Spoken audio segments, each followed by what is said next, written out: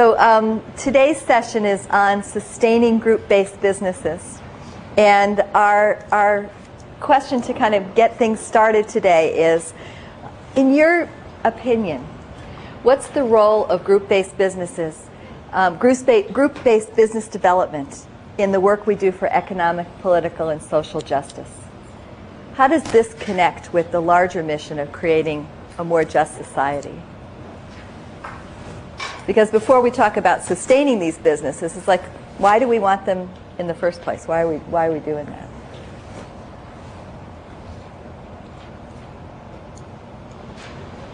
Anybody have some ideas? Sam? Well, I think we're very constrained by the corporations that run our country and run the world, and we can't, and even foundations that fund social justice work. And so we have to figure out ways to raise money and support our own work and find alternative models of business development and switch things up. Why else are we interested in this? Well, I think of some of the conversation that we had last night, and it very much sounded like some of the work of developing the members of a cooperative or trying to help people think about how to run their own organization and do it together. It seems like a lot of that kind of parallels the work that, say, people who think about social organizing or collective actions. It seems to parallel the kind of work that they do. So it seems to me, not to say that would be a tool, but if you're sort of getting people accustomed to working together at that level, that maybe that work can be transferred for larger goals that tie into what we're talking about in terms of economic growth or social justice.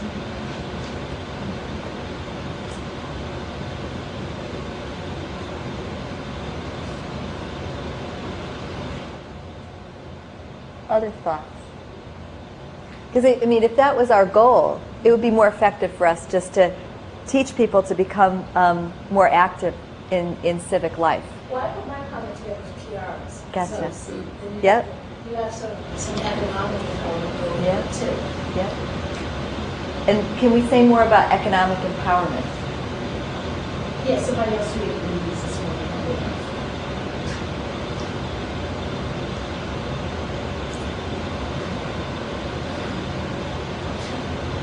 The camera is rolling. Please remember that at every moment today.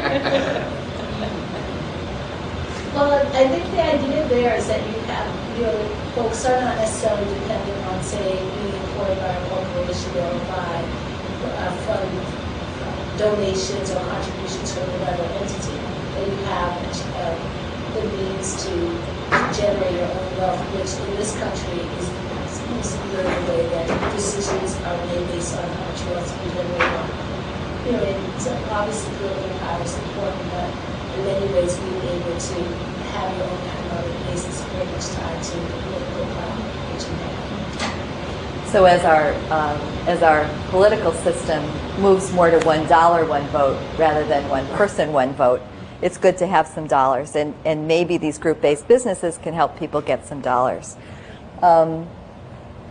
Any other thoughts? Because if we're going to try to build these things and sustain them, it's like maybe there's some better ways to get dollars. Maybe we could do job development programs, and help people get better jobs. I mean, what's so important about group-based businesses? They're complicated. It takes a long time to get them started. The participation in planning and development is, it's a lot more expensive in terms of time and resources than just having entrepreneurs start businesses. So, why do we want these group-based businesses?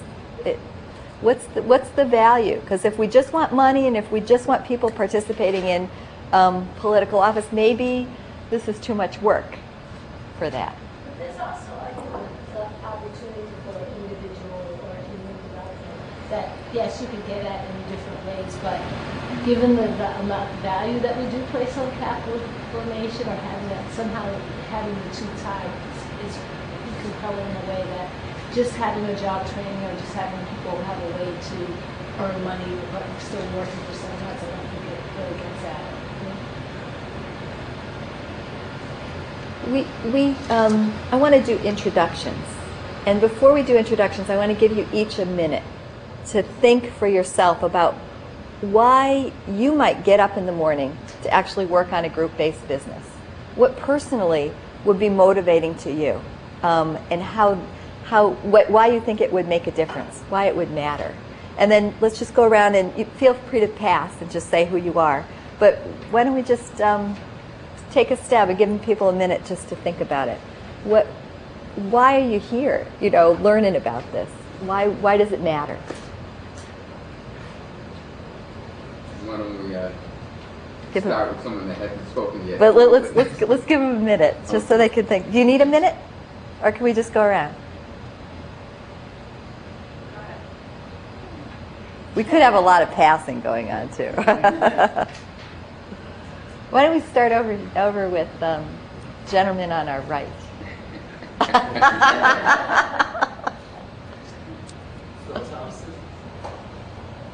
What am I doing now? Why does Why would I? what's the role of this? Answer Why the is question. why is it important to start group-based businesses? Well, I think in a democracy, your freedom of speech and political action is closely tied to ownership of property, at least in American democracy. And I think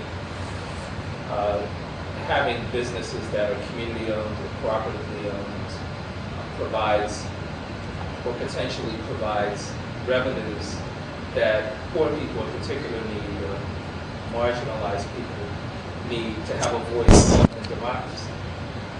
So that's one reason I'm very much in favor of forming, as opposed to nonprofits, which do have restrictions on. If you form a nonprofit organization, you have restrictions on your voice. If you own your own business, you don't. That's one. Potentially, down the road, I think there are a lot of opportunities to move to scale with cooperative kinds of businesses. I think there are chances of really getting large numbers of people committed to cooperatives or businesses in which they feel brings higher value to their neighborhoods. And I don't think most corporations have anything close to that potential. People are pretty cynical about economics and about economic relationships, and co-ops at least provide an opportunity to build a different kind of relationship of people, among people in the economy.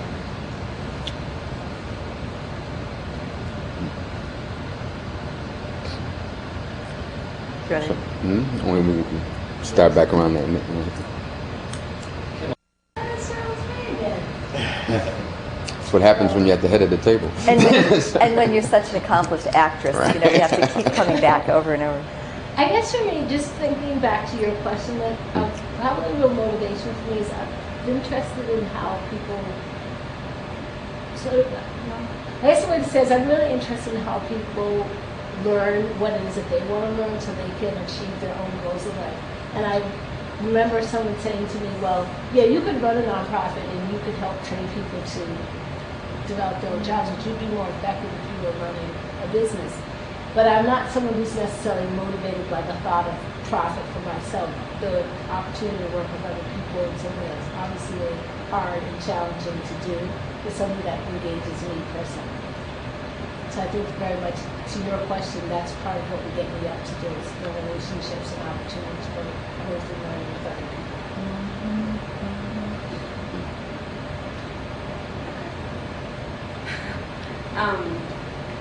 What gets me up in the morning to potentially do a project like this? I guess the thing that usually gets me up in the morning to do social justice work is to be connected with people who are thinking in a new way about something, who are pushing both themselves and their own learning and some, whether it's policy or agenda or framework. So,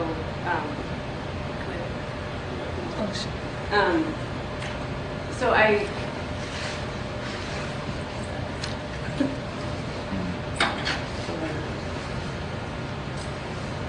Jessica, can we pull this chair out?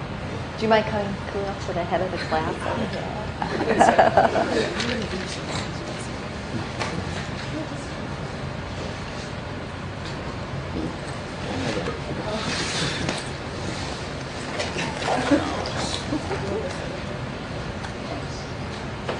There's a seat over here, Kim, come No, I on. have to leave soon.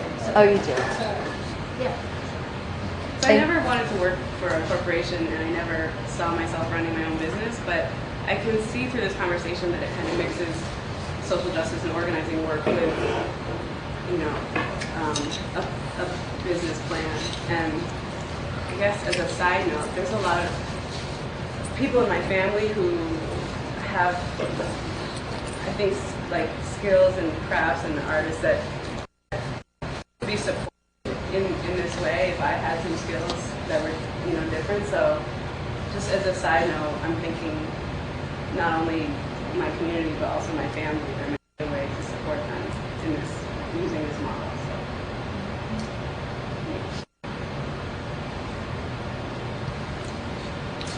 Jerome. And did you, I think you might not have introduced yourself. Oh, I'm sorry. I'm Kiara Nagel. I'm a master's student in the planning department here. Thank you. Sorry to interrupt you, Jerome. Why don't you take your turn? We'll go back to Khalil in a second. Jerome. When I think about group-based business development, I think about it more in the context of what it takes to create healthy communities.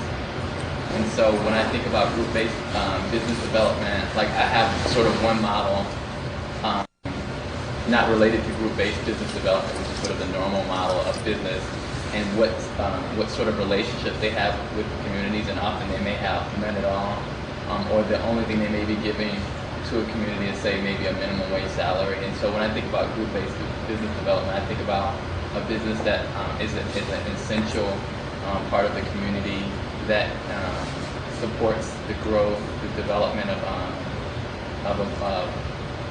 different relationships with communities, between the people and the business, between the business and the community itself. That's something that's important to me.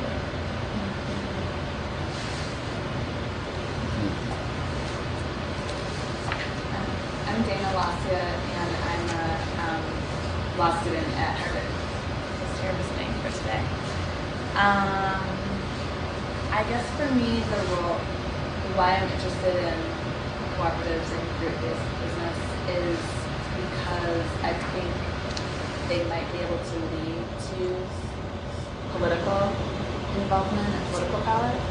So I'm interested in seeing how, like, democracy inside of work and like group self-determination inside of business can lead to political power. I mean, how it does that, I guess, might be the question that we're exploring, and I'm not sure exactly, but I think that as skills and confidence, and even as people gain property, there's more motivation and more ability to take a political role in shaping policy. I'm Michael Weisner, and I'm a master's student at Harvard in public policy.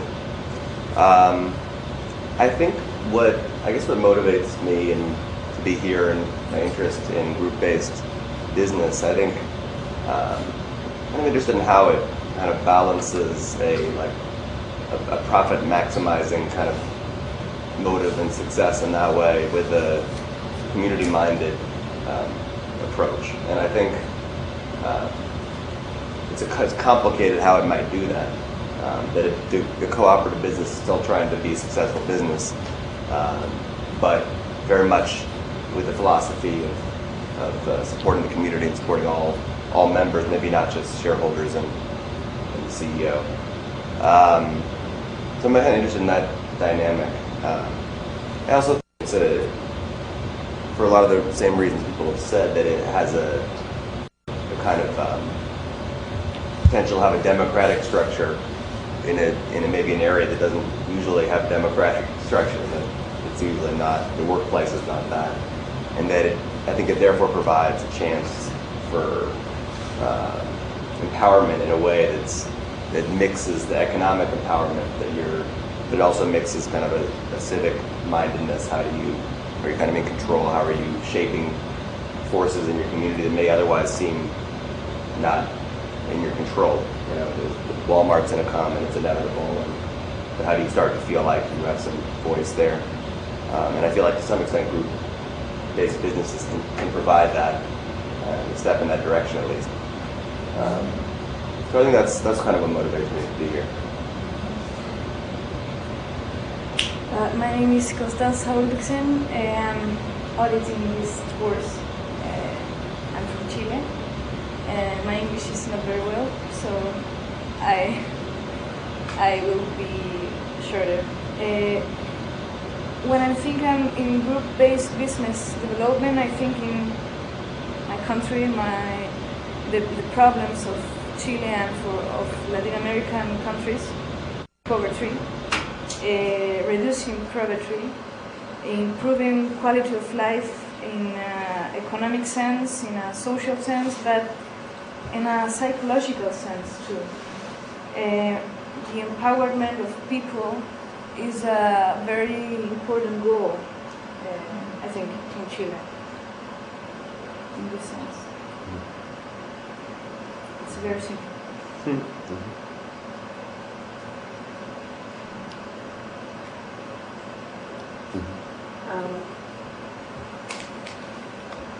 I guess for me, I think of where the main arenas for struggle have been in social justice, and they've been in the media, they've been in the courts, you know, to some extent in this country they've been in the streets at certain points, but I think progressives don't take seriously the market as another place to struggle, and it seems to me that it's it has one of the biggest impacts on our lives of all, you know, sort of direct ongoing impact on our lives of all these other forces, and so it's a really necessary place to struggle, but also that it is a space in this current ideological climate that's more open than some of the other ones. And so I really feel like, so that's one thing, we have to be there. And then the other thing is being there, you know, how are you there? And I think group-based businesses give us a way of combining politics and economics more directly, and linking back to the other question, allow us to think about purchasing power and exercising what leverage we have in the market in a more collective way. And could you introduce yourself, please? Sorry, I'm Dana Cunningham. I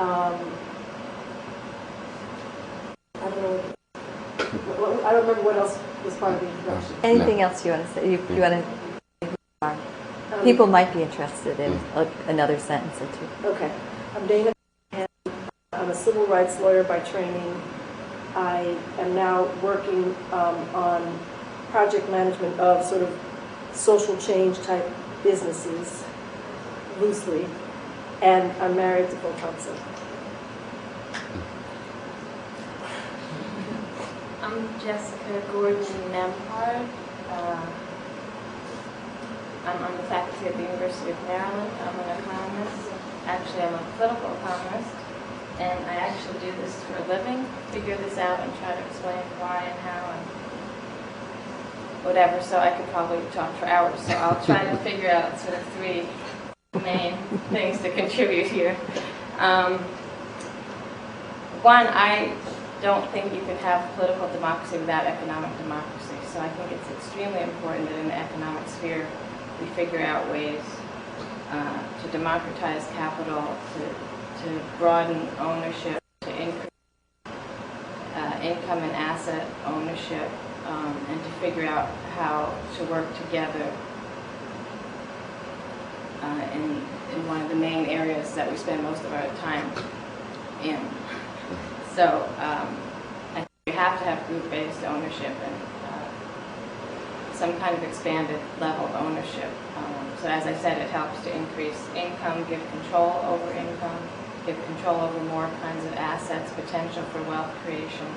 In addition,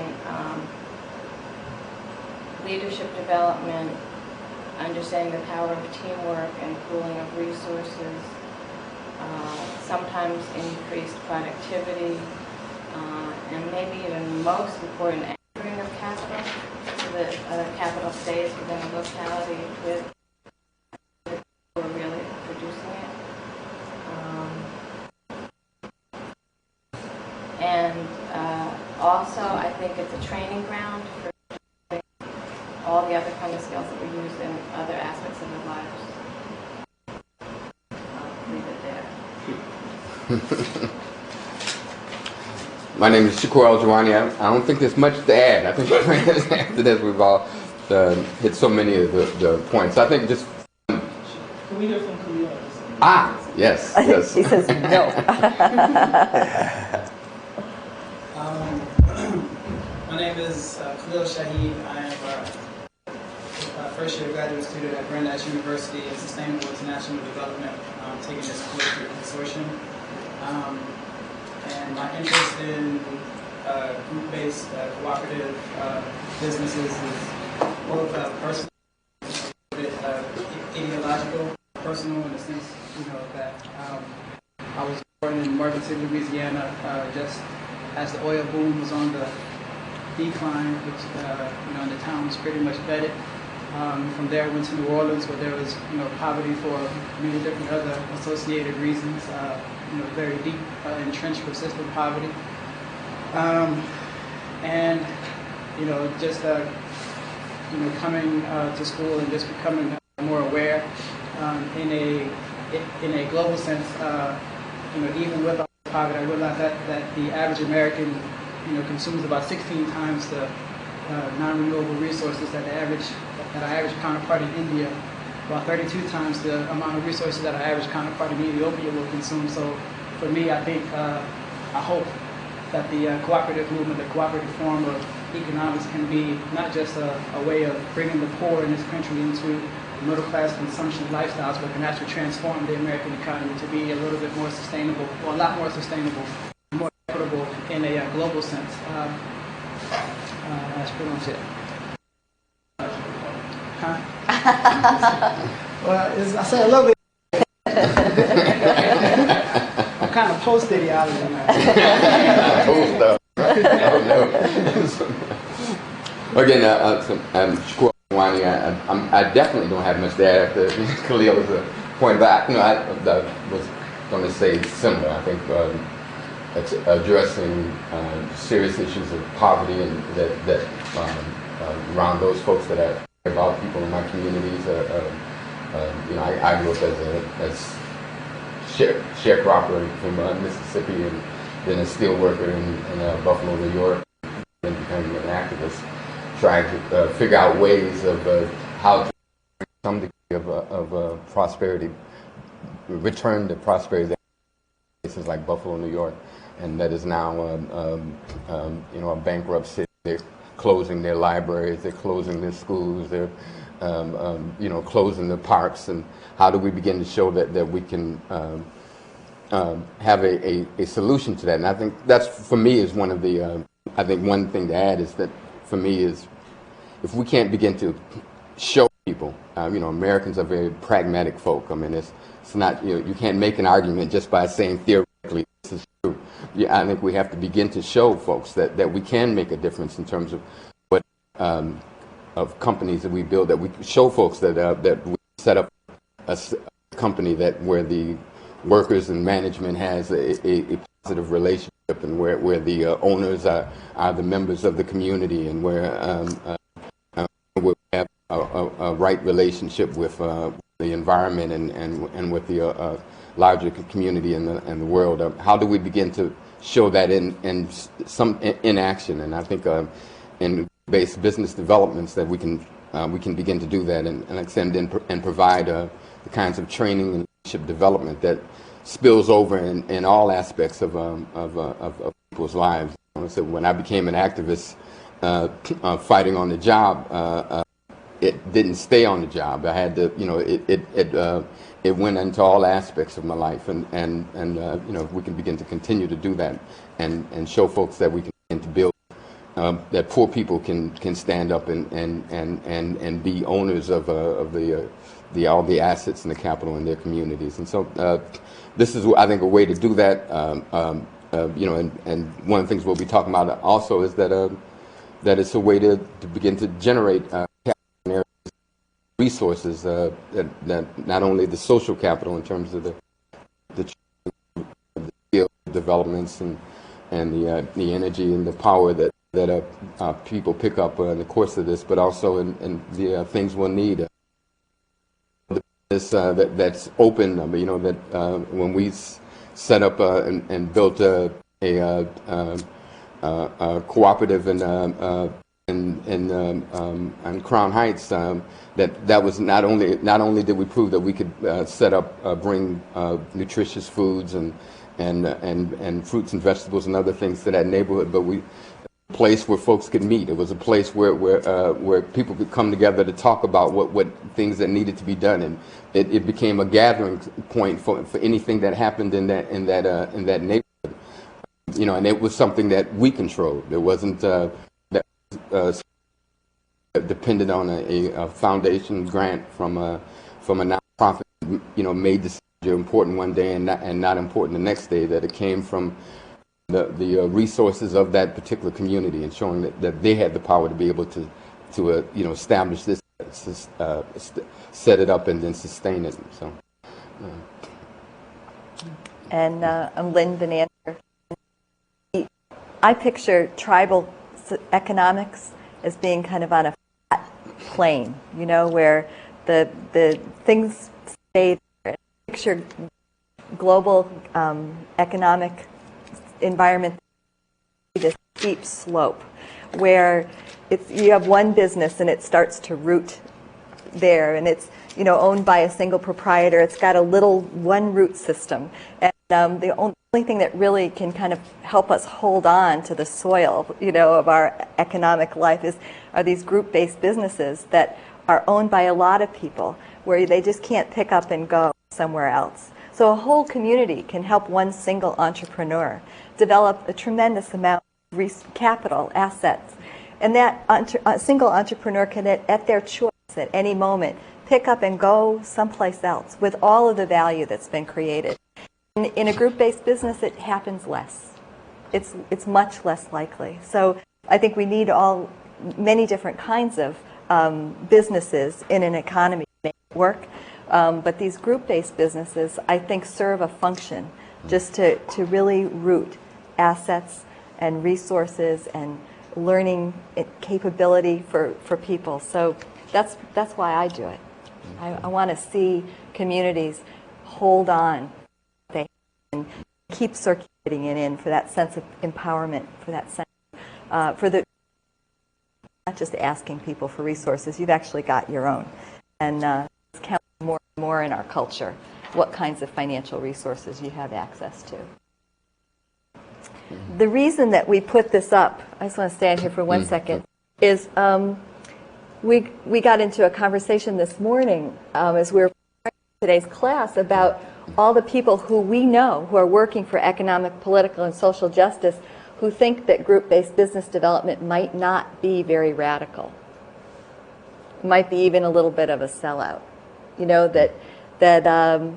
Maybe there's a lot of other ways to work for social justice, economic justice, political justice. It's not about business development. If you're doing business development, maybe you're not even an activist anymore. It's just curious about that. Have you found that perspective? Why are you doing business development? Why aren't you? Not among young people. Yeah, good. And actually, most of the veteran community leaders that I know are really ready to hear a message about another way of doing it.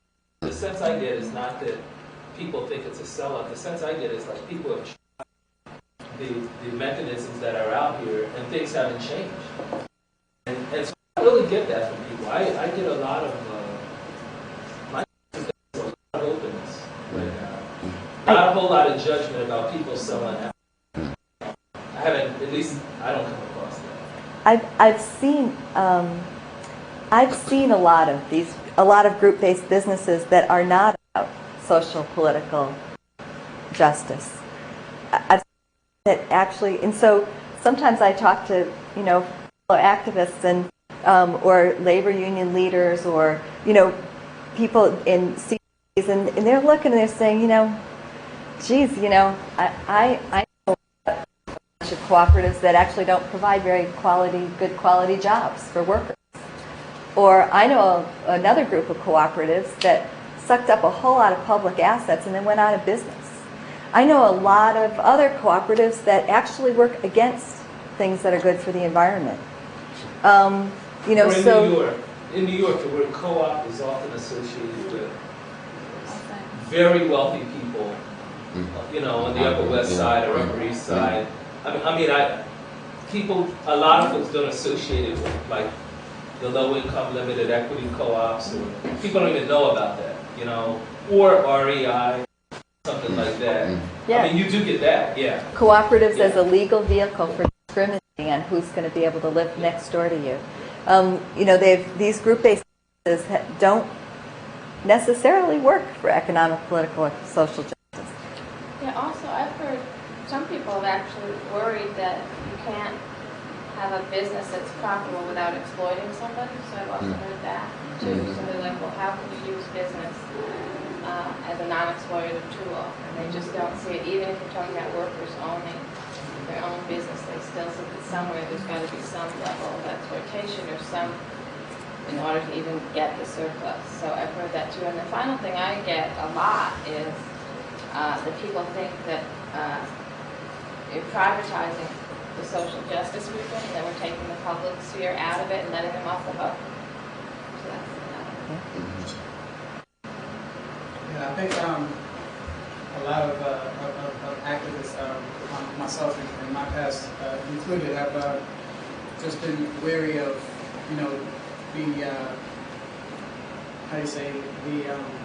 of just the ability to address, the issues that affect us through the market.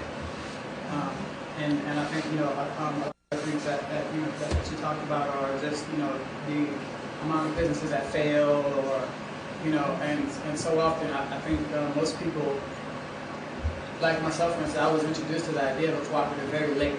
And so, the only types of businesses that we saw were the sole proprietorships, and when you talk about that, especially amongst the Black nationalists would be so happy to have this, this Black store in the community. I was like, what's the difference? What is he really doing for this community? But so we get into this whole discussion. But yeah, so there's just a fear and this weariness about what the market can actually do, and like you said, economic rationality suggests or dictates that you do certain things if you're going to play in the market. That you have to do certain things. You have to treat the environment a certain way. You have to treat do this. You have to always try to get that surplus to get the profit. That's the single bottom line. At the end of the day. So yeah. What's fascinating to me is I support groups of people starting businesses, and just like when I raise my children, I'm hoping they go out and they do good things in the world. I have no control over it. And when I help start a group-based business, I hope that it will make a contribution to the world, but I have no control over it because it's democratically run by its members. And so I believe in democracy. And it's the best thing we've got, but it's mightily flawed and comes up with bad conclusions often. But I don't think there's another option. And then there's always a concern about once you start a business and even if you are successful in a business from a class-based analysis of society, do you then join, you know, the social class supposed to be battling against for power, you know, in a sense, you know, and you know, how does your, you know, political interests change, you know, your voting patterns change once you own a business and have this interest in wanting to keep this thing viable, you know, you don't want to support, you know, extra taxes to fund schools or, you know, to do these types of social services, you know, so, you don't want to raise the minimum wage, you know, if you're, you know, a business owner, you know, all these types of things come into play, so, you know, it's very shaky, but I think on the flip side, you know, especially in my time working in Alabama, I think, you know, the practicality of it is that, you know, dealing with people's, you know, everyday needs and realities, that, you know, trying to get, you know, business development, you know, job creation, you know, these types of things, and especially dealing with small farmers, you know, these small farmers may have needs, and so, you know, and just dealing with those things, you know, it's just, at the same time, you know, it's still a way to get political support, you know, in a sense, if you're able to provide, you know, constructive opportunities for people to do things and to better their lives in the everyday, so there's a give and take on either side. There's just a couple other things I want to say and then kind of move into the next question, but I think that often it's easier to critique than to actually take a step to try to do something to make something better. It's easier to say those in power, those in wealth are doing the wrong thing than to step up and own power, own wealth, you know, and make a difference, because then you're vulnerable to critique. And so I think that sometimes there's been a reluctance to actually get into the business of owning a business. If you're used to critiquing how management does things, and then you own a business, so well, someone of us now has to manage. You know, and so it's assumption of roles and the you know, how we share power, how we move things forward. I think sometimes it's tricky ground to become the one that you've, you know, been saying isn't doing it well, or to take on in a more middle class or even owning class role when you've been without, you know, is confusing, and you know, there's a lot of things to sort through, but it does catch us up a little bit. But as we think about once we built these businesses, and let's say we've got a group of members that own it, that actually have these values, and that's the key. So if you've got members who care about social, economic, political justice, they're going to run their business with those values. If you've got people who don't care about them, who democratically own and control their business, guess what? They won't be working toward those things. So if you start with a group of people who care about those, who have that as their core value, how do you sustain a business to keep focused on those things? As they maybe accumulate more wealth themselves, you know, as the people change, as the environment changes, how do you, one, sustain the business as a business, and two, how do you sustain those core values? And I think that's kind of the core question today. Do you want to? Yeah, one of the from what we've been learned so far, it speaks to some things that we need to be doing internally and things that we need to be doing externally in order to try to set the best possible conditions for being able to establish a group-based business that plays an effective role in supporting a larger movement, and then even more importantly, to be able to sustain it. The most important thing, as we began to talk about yesterday, is the question of member participation, and that, I mean, of really keeping a focus that group-based businesses are run by and for and in every aspect of the membership. It's not in a board, a regular board, or a proprietorship or a nonprofit. You know, the focus a lot of times is on that board, and you put that board together, and it has almost, it has major power within it. Our focus is how to involve the members in every single aspect of the organization, from top to bottom, from the very beginnings, from its planning to its launch, to its day-to-day operations, how do we begin to make that happen?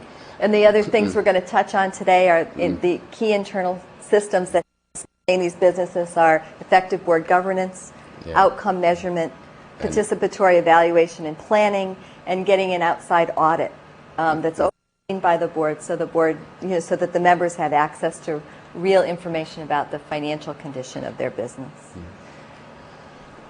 So when we talk about support systems, that we need to set up education and training resources for members, the broadest possible education and training. Members, for youth, the boards, the community, the managers, the developers, the entire, those folks that are day-to-day, hands-on doing the work, and then the broader support systems that we don't leave out the community, we don't leave out the young folk that will be stepping up to replace us. That all of those has to be taken in. That there's technical assistance for effective organizing and business development. This is difficult work. I mean, so we have to look at all kinds of, from financial kinds of expertise, legal kinds of expertise, business planning kinds of expertise, and specific knowledge that we may need to have, depending on what we're putting together. And so we need to be able to set up to access technical assistance. Networking and learning opportunities for leaders. That these are large issues, and leaders can't attack these problems in isolation. And that's so often a tendency in the groups to function in our own particular silo and not to stray out. We have to look at this as a larger movement that we build, and so we need to be supporting each other, learning from each other, and providing opportunity for serious leadership development. Patient capital. This requires financial support, and it requires financial support that can support us through. I mean, as we're moving along, trying to hit a profitable doesn't happen overnight, and so trying to figure out the ways that support systems for patient capital is a particularly important problem. Political support. All types of from being able to acquire some of that patient capital and other kinds of things, being able to have the support for zoning and other kinds of and other kinds of exemptions. Yesterday. IRS dilemmas that we have in terms of the various types of legal structures that we choose. So being able to have the kind of political support so we can set the best possible ground for being able to build effective group-based businesses. And then even particularly important is that we have to raise and honor effective organizing, member ownership, management, business operations, and business models. On that thing of that we have to learn from each other, and that we have to set up an effective system where we can spread best practices and be able to replicate them as quickly as we possibly can. And so today we're talking about the internal structures within a business that help to sustain it, and then these external support systems that are really needed in order to help these businesses stay focused on the larger mission and be successful, they're profitable so that they can continue. And often in our work we're developing one group-based business here and another one here and another one here, and maybe they go to a meeting where they find other businesses that are like theirs and share information. Not. And so they're isolated, they're left on their own. They might do some education and training. They might orient new members when they come in. But the story is, if you've got a business that's bringing a lot of new members in without any orientation, they lose sight of what they're doing. Management takes over because the members aren't paying attention. It was once focused strongly by its founders over here, kind of over time gets more focused on the bottom line, making more money off of the members rather than getting money back to the members, and goes off. And the most wonderful thing about a cooperative is anytime the members decide that they want it to be different, they can put it back up there. And so there's a rural electric cooperative in Vermont that had this happen, in the 60s. It got founded and electrified a big portion of rural Vermont, and they were so proud, and these farm families had electricity for the first time. And then over time, management took over, and they started investing in all the things that the rural electric co-ops invest in, nuclear power. They were purchasing a lot of things, and the members didn't like it particularly, but they just kept going. And then the members woke up and said, we don't want this. This isn't us. They took over. They had, at the membership meeting, they voted out all the board, they fired the manager, they put all new people in, they canceled contracts with the nuclear power plants. It took them a while, but they had to go to court, and so the members reclaimed the original vision and mission of their cooperative. But it takes a lot of work to actually do that intervention. It takes less energy to keep it going over time. But without these external support systems, it's highly likely that the business will devolve into something that's more management driven and more single bottom line driven, rather than multiple bottom lines of benefits back to members, as well as keeping a profitable business going. So we talked about member participation. So the next, I think, summarizes. Yeah. And as came from a study, actually a set of studies that have been done, looking at what actually makes membership meaningful to folks in group-based businesses. And these were some of the key things that came out of a focus on member needs, fair prices, democratic ownership, rooted in the communities, keeping the dollars in the community, redistributing their wealth, focusing on values and principles, trusted source of information. These are the things that folks said that's what they're looking for, and that's why they felt that cooperative or that group-based business was important to them.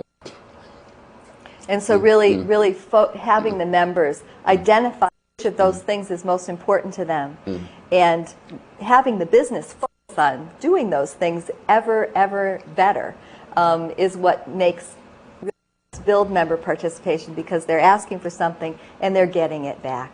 And often, we're doing a study right now for the National Cooperative Bank, talking about marketing a cooperative advantage. And a number of cooperatives, many of them will not do that. And so we're trying to begin to show that there actually is a good reason that this democratic ownership or the community is something that keeps people connected with it. And as we're going out and talking to cooperatives large and small, we're coming up with real data that shows that this works. We see that every day on TV.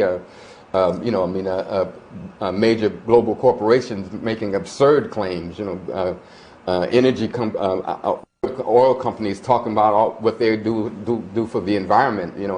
And using that as their main selling point. They're not talking about Shell and why it's good for your car. They're talking about that Shell makes a difference, for the environment. And the shame of it is that there's so many group-based businesses that haven't learned that we have a real argument that we can make, that we bring something to the table that other companies don't, and we're not making use of it. And this can be the difference, in that even if your prices, you may not have the lowest prices.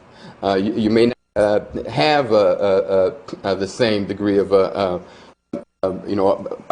bank or a financial institution where there's an ATM on every corner for you to go to, but being able to show that in those dollars in the community that is democratically owned and controlled is worth making that extra step and going a little bit and not necessarily having the lowest prices. So part of it is understanding what makes the members what they care about.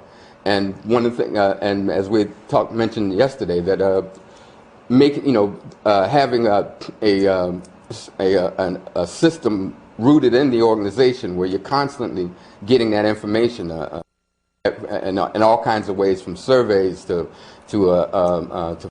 groups, to using your online communities, to discussions and meetings, but constantly going back to them, finding out what's working for you, what's not working for you, and how can we make this group-based business serve your needs. In a group-based business, you've got members who elect a board of directors. In small group-based businesses, sometimes you have the members be the board, but often they elect a board to represent them. And then that board hires a manager. And again, you can have some different structures, but this is traditional. And then the manager hires staff, and the staff serve the community, and the communities are the members who have elected the board. So this is really a circle of power that gets passed on. It works really well as long as nobody's holding power, if it's flowing. So if the members are really delegating to the board, and it's really clear what decisions members are making, what decisions the board's going to make. The members might only meet once a year. So in between those meetings, it's the board that's going to be carrying things. If the members want to meet once a month, then the board only carries in between the member meetings. But as long as it's really clear what decisions have to come back to the members, and they're happy with that. And they know everything else is, they've said, the board, you take over. And the board then, in the same way, is not at this group-based business 40 hours a week or 60 hours or 80 hours a week. It's only there maybe meeting once a month or once a quarter. And in between, it's clearly delegating to the manager. These are the decisions you can make. Here's the power and authority you can exercise. But if any of these conditions happen, A, B, C, D, E, F, then you have to come back to us. And so it's really clear you've outlined what those things are that have to go back to the board and what have to go back to members, so that the power's moving through. And people are free to act and accomplish the mission of the organization. Nobody's holding power and things aren't getting tied up somewhere. So as I said, that there needs to be a strong board development plan that constantly keeps the focus on member leadership, that has a clear understanding of what is the role of the members and community leadership in a group-based business. It can vary dramatically depending on what type of business you're building, and what the perspective is of those leaders. Who's needed on the board, and how do we recruit them? The orientation process for the board members, as we talked about yesterday, that has to be a constant process. Bringing folks onto a board and just dumping in there like a sink and swim kind of or swim kind of a scenario is not a way to build strong board leadership. That there has to be an orientation system, there has to be an education and training system that constantly is developing new board members and new and strong members active in all aspects of the organization, and making sure that relationship between the board and the manager. How do you make sure that in so many different groups, from a food co-op to a credit union to energy company. I mean, so often managers and some degrees sections of boards become the owners of the company. How do we make sure that doesn't happen? How do we make sure that the members keep control on a daily basis? And part of that, I mean, it comes down to governance, management, and member participation. Like I said, so that we set up a way that that governance and that management is about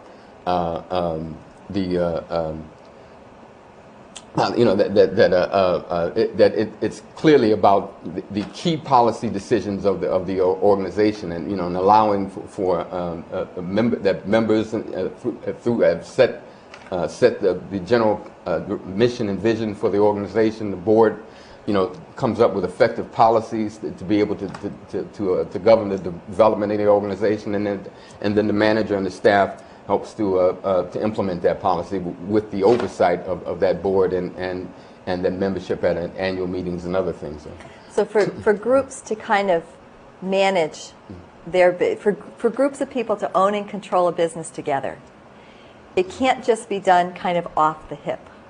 You can't just have members show up at a meeting, be entertained well by the manager and the board chair, and eat some really good food and see some old friends and go home, and have them feel like, have them in any real way owning and controlling that business. In the same way, you can't have the board of directors show up once a month to a board meeting, again, have some good food, say hello to people you know, have the manager talk and tell them anything that they want to, and say, thank you very much, manager, you've done a very good job, or randomly ask whatever question comes to the top of their mind when they're sitting there in the board meeting, you know, which is how a lot of board meetings are run.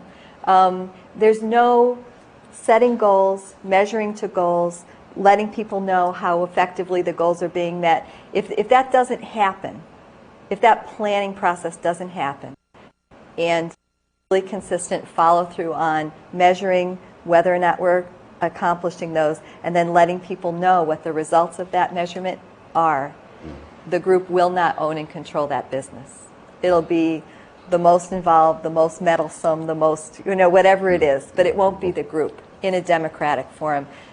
You have to clarify roles and responsibilities, set your measures for accountability, and then hold that accountability. And that's how groups control and own businesses together.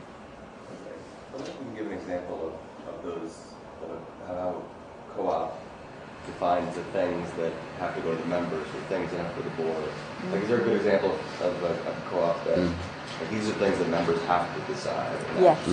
In most bylaws, it'll say, these are the decisions that have to come back. And that's a really good place to put those decisions. So if you're going to close the business, we're going to open a new line of business, we're going to, it's whatever the members want. Whatever they don't want to read about in the newsletter as having happened, those things have to be listed there. So things that, and usually it's just it's that very, very, very top line of things that are in the bylaws. And then the board. The board makes the board makes another set of decisions, and then anything that they haven't decided is delegated to management to make.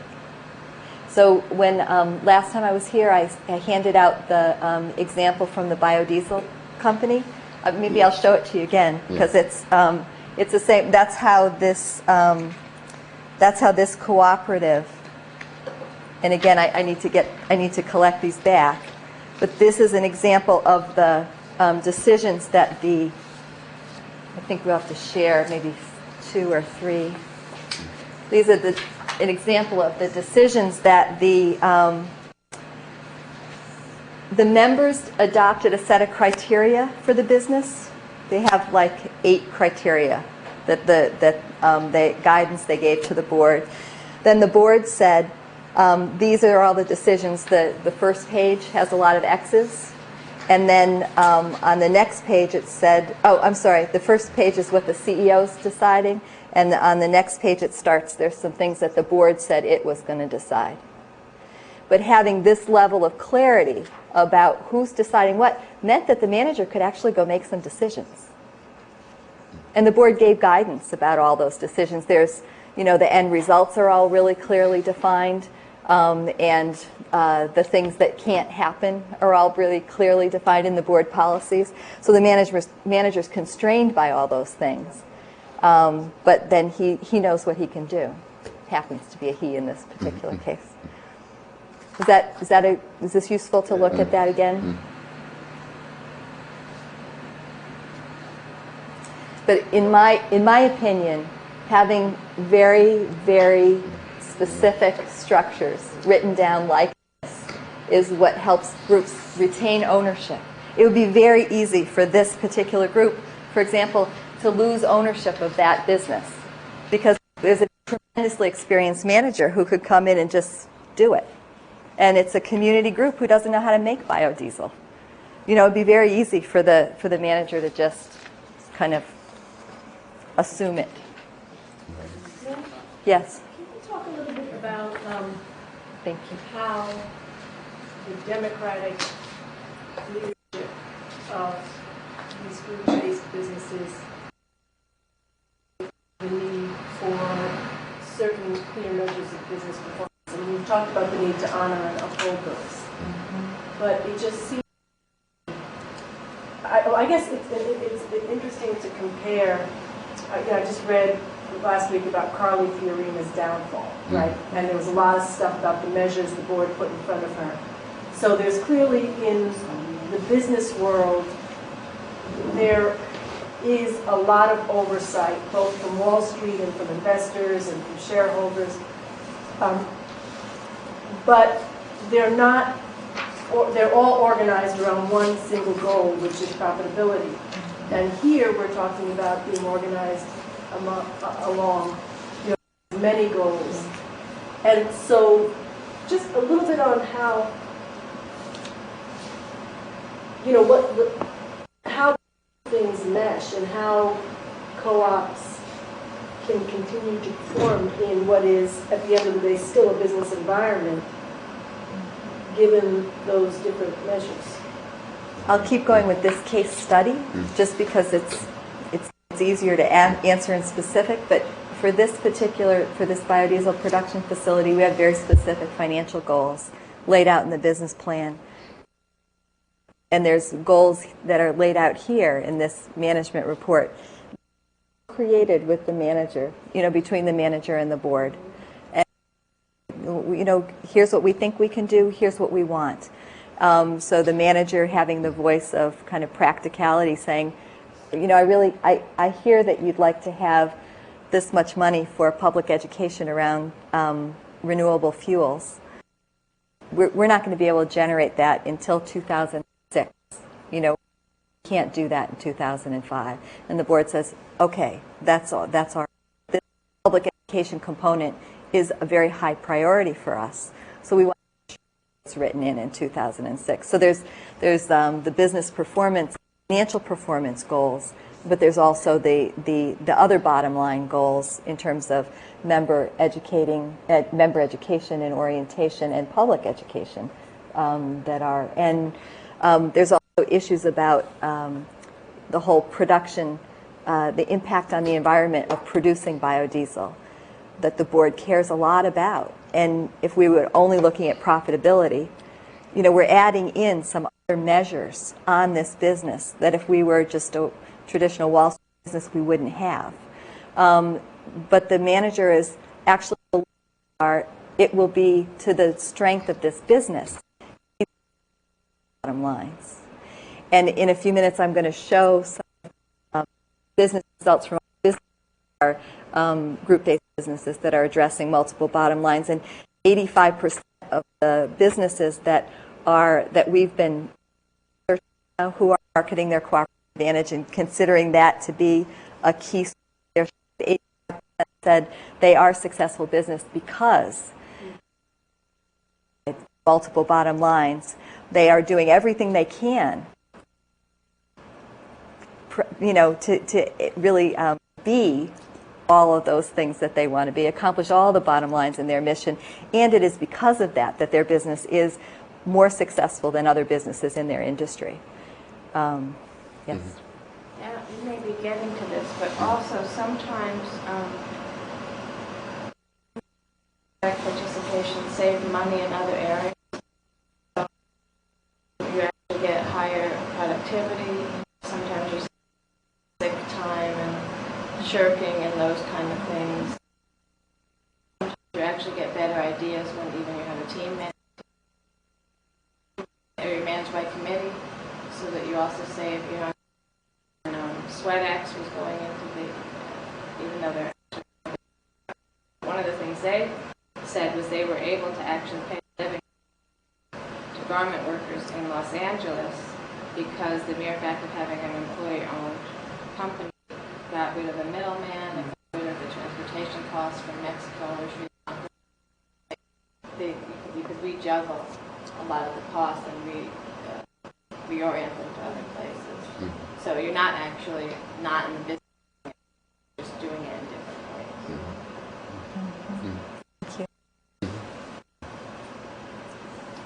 Good.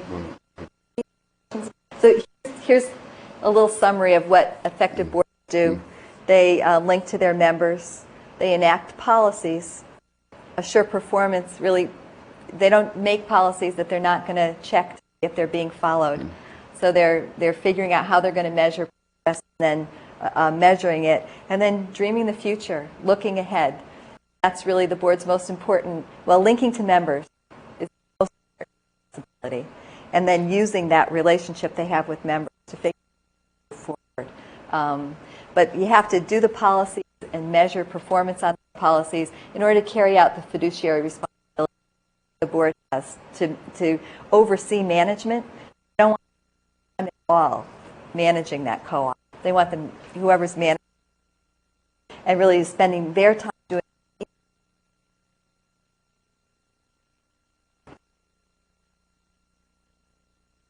It's accomplishing the bigger mission. I think probably in that too. Yeah. So this next part is we're talking about needing to measure the outcomes of the business, and every business needs to figure out what those outcomes are, define them, figure out how you're going to measure them, and build that information into a very dynamic planning process. Yeah. For you, a report in the United Kingdom, and this report is they send out to everybody saying, here's what we said we wanted, here's how we're doing. I think it is the group-based business actually what the world about how they did it. And so here's it's from the side front cover. They say, can an organization in a socially and environmentally responsible manner consistently profitable? Which was the question we just had on the table. And in fact, we believe that in the years to come, the only truly successful businesses will be those that achieve a sustainable balance between their own interests and those of the natural world. And they've gotten awards from the UN and from Tomorrow Magazine. Tomorrow Magazine said that this report was the world's most significant corporate publication. So anyway, it's a good best practice to share with you. This is who they define their partners to be.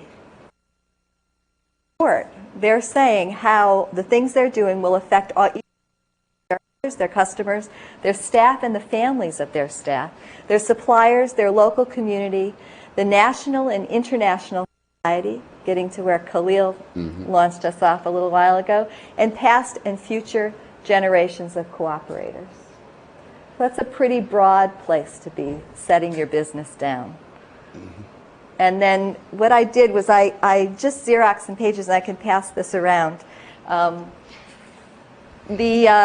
And I just pulled a few pages to give you an example. And you can see the first page is, they want to be delivering value. So they give a report on how their profits before taxation have increased, how their operating income has increased, how their income to cost ratio is declining. So they're becoming larger, it's the fastest growing bank in England. Here's another page where they talk about our service. Quality of service, increasing on almost every measure. Yeah, like decrease in banks closing, that's different. That's good. Don't see that here. The quality of service, and how people, the customers stating the outlet is convenient and the access to their accounts, all those things. And then I skipped ahead a little bit, and there's a whole page on their relationship with their employees.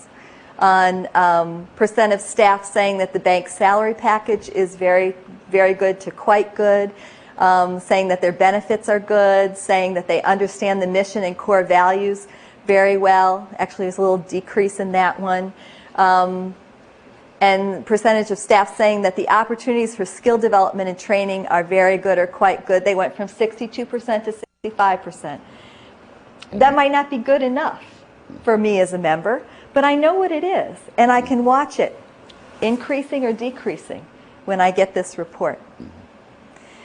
On their social justice agenda. They said this is where we're investing money. We've talked to all of our members, and this is where they want to make sure we're not putting money in. We're not putting money into places that violate human rights, that are connected to armament sales, that they want to support trade and social involvement. They want to look at the ecological impact of their investments. Animal welfare and customer consultation are all issues on their social agenda. And there's more in the report on that. Go ahead.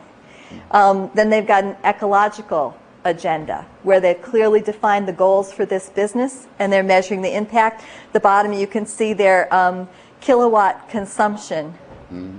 Let's see, their fossil fuel consumption is the dark green, and it has decreased. So their renewable fuel consumption has increased. Okay.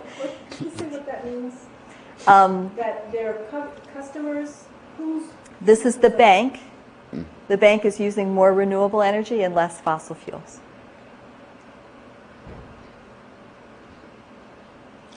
And here, they're investing in other businesses or technologies. Yep, other renewable energy businesses. Yes. Yep. Here they're tracking how much net carbon dioxide emissions, their net carbon per customer account, their water consumption at the bank in metered sites. So they're looking at all of their use of natural resources. And this is the last one I pulled out. They're looking at how far their staff have to travel to come to work in order to minimize that. So anyway, here's a business that has put a tremendous amount of time into saying what's important to us, collecting the data, and then putting it together in a report that their members and all of their stakeholder groups can have access to in order to guide and control this business. And it's a profitable bank. I mean, if a bank can do that, why can't we do that when we're building, whether it's a food cooperative or urban agricultural farm or a housing cooperative or an energy company? Why can't we also have those same degree of, as we talked about before, a social audit that looks at all the different things we do, including how our democracy is carried out in our organizations. So. And it's expensive, and it takes time to develop those systems, and that's something that larger infrastructure for supporting these group-based businesses really needs to help with to make that happen. But the businesses themselves need to be committed to it, and members need to understand why it is they want that data. And they need to ask for that data until they get it. This is what to continue the case study, the biodiesel co-op has defined these things, and we have a system for collecting some data about these. So the mission is to manufacture, market, and distribute fuels from renewable resources using sustainable practices while providing local economic benefit and shareholder value. They want to see high quality products and services, that customers have a fair price and confidence in the reliability and environmental sustainability of the products. Go ahead. They want to have a plant that increases the community's capacity for knowledge and skills, recirculating money locally. They want to provide living wage jobs. They want to reduce and eliminate negative environmental impact from the manufacturing process on the community and on the environment. And the primary market area is going to be this area. So these are the things, the first year's report back to the members is going to give a report on how well this business has accomplished that. And in this way, the 1,400 people that started this business will be able to know whether or not their business is accomplishing what it is that they were hoping at the beginning. So let's keep going. So back to the external systems that we were talking about. We just finished, these are the internal things that a co-op can do or other group-based business can do.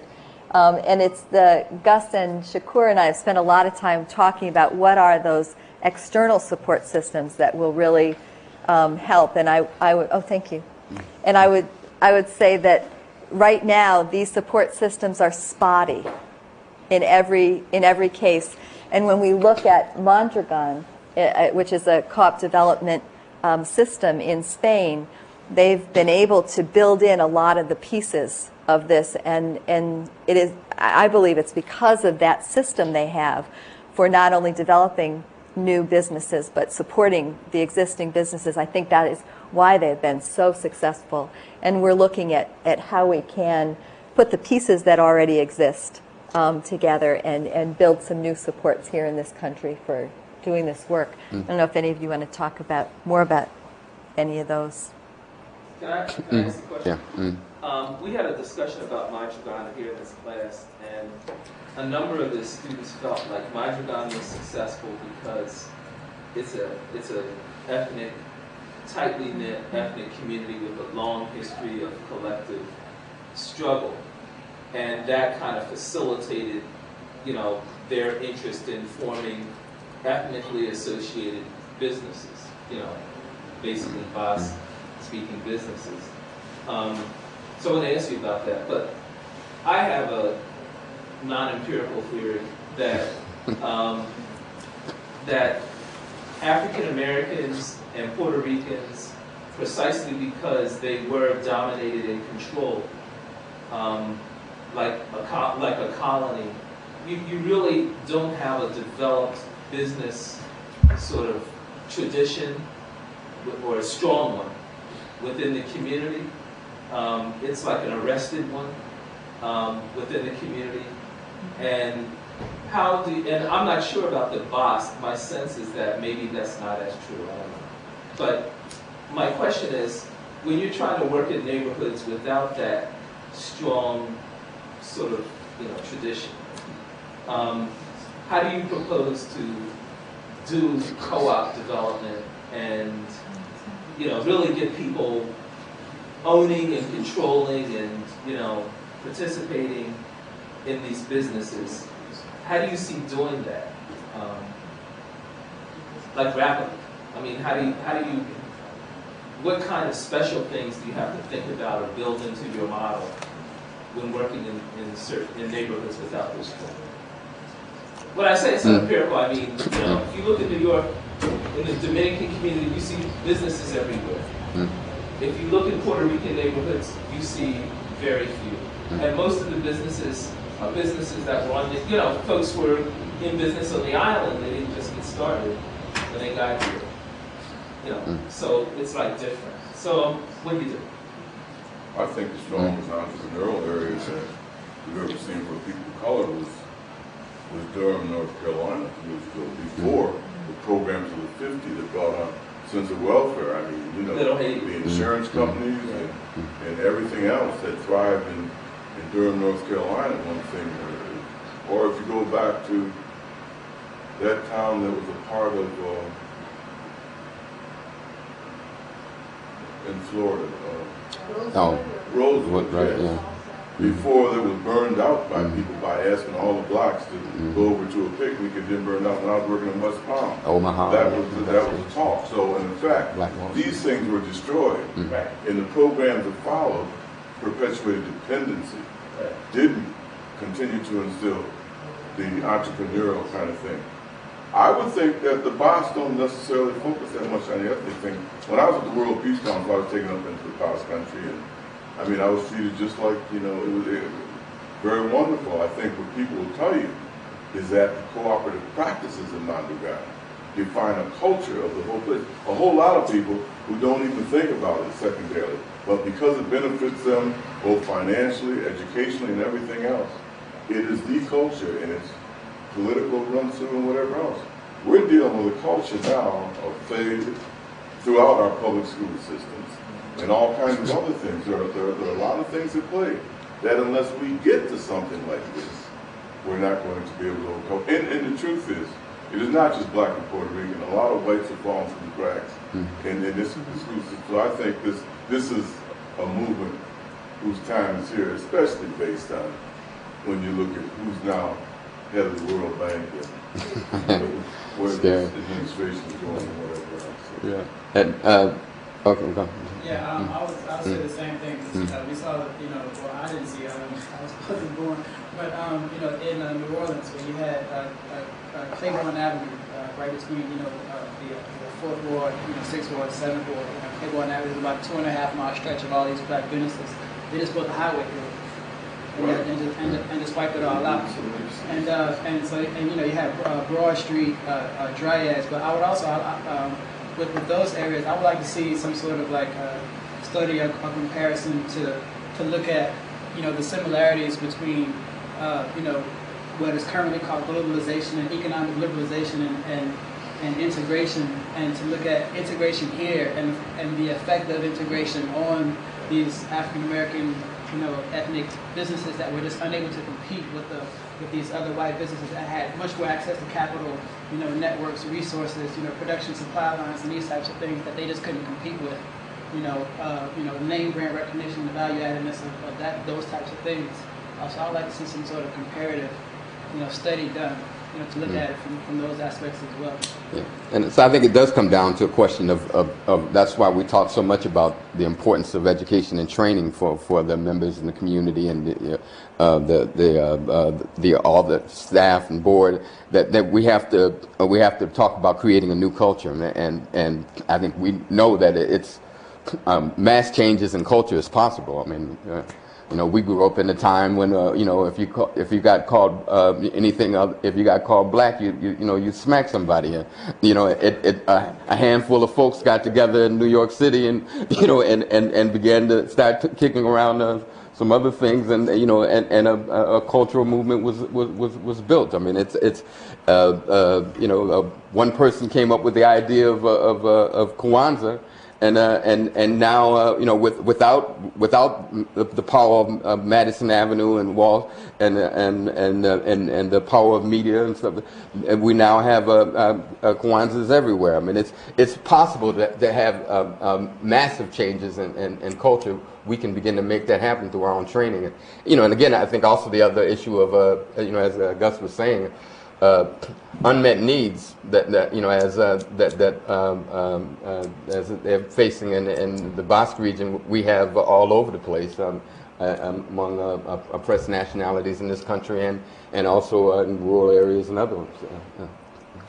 Yeah, I agree with Gus. I think we have what I call a lost and hidden history of black entrepreneurship and black cooperativism, and lost and hidden. I think that if you go back in history, which I'm actually trying to study some of it, you can see so many examples of efforts, some successful, some not, but some very successful, that somehow we just haven't passed on. Or it's only passed on if, like, I'm talking to someone at a cocktail party, and then they're like, oh yeah, my parents were involved in a co-op, or oh yeah, my grandmother did such and such, but yeah, we don't have it passed on as a group consciousness.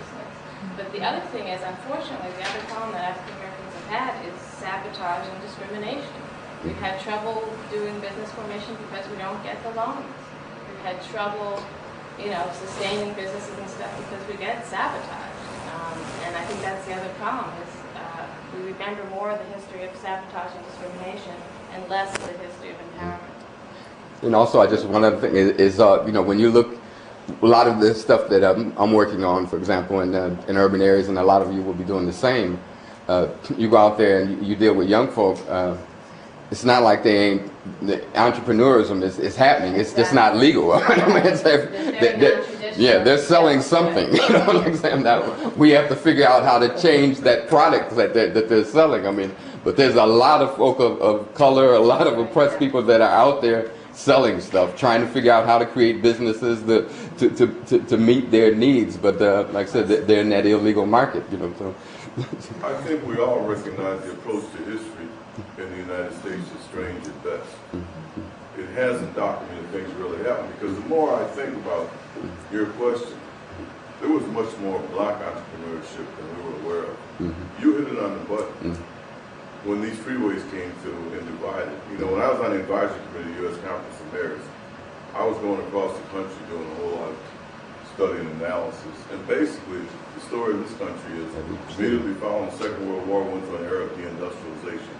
I grew up in Rochester, New York, a city that had a population of 350,000.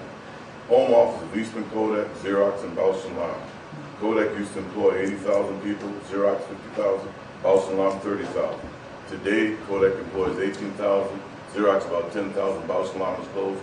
The population is down to 220,000. Immediately following that Second World War, this country did two things. The federal government built 41 million miles of federal freeway that dissected most of the economic areas of the inner cities of this country. And what you'll find is abstract poverty on one side and some affluence on the other side. Then Johnson's program in the 60s.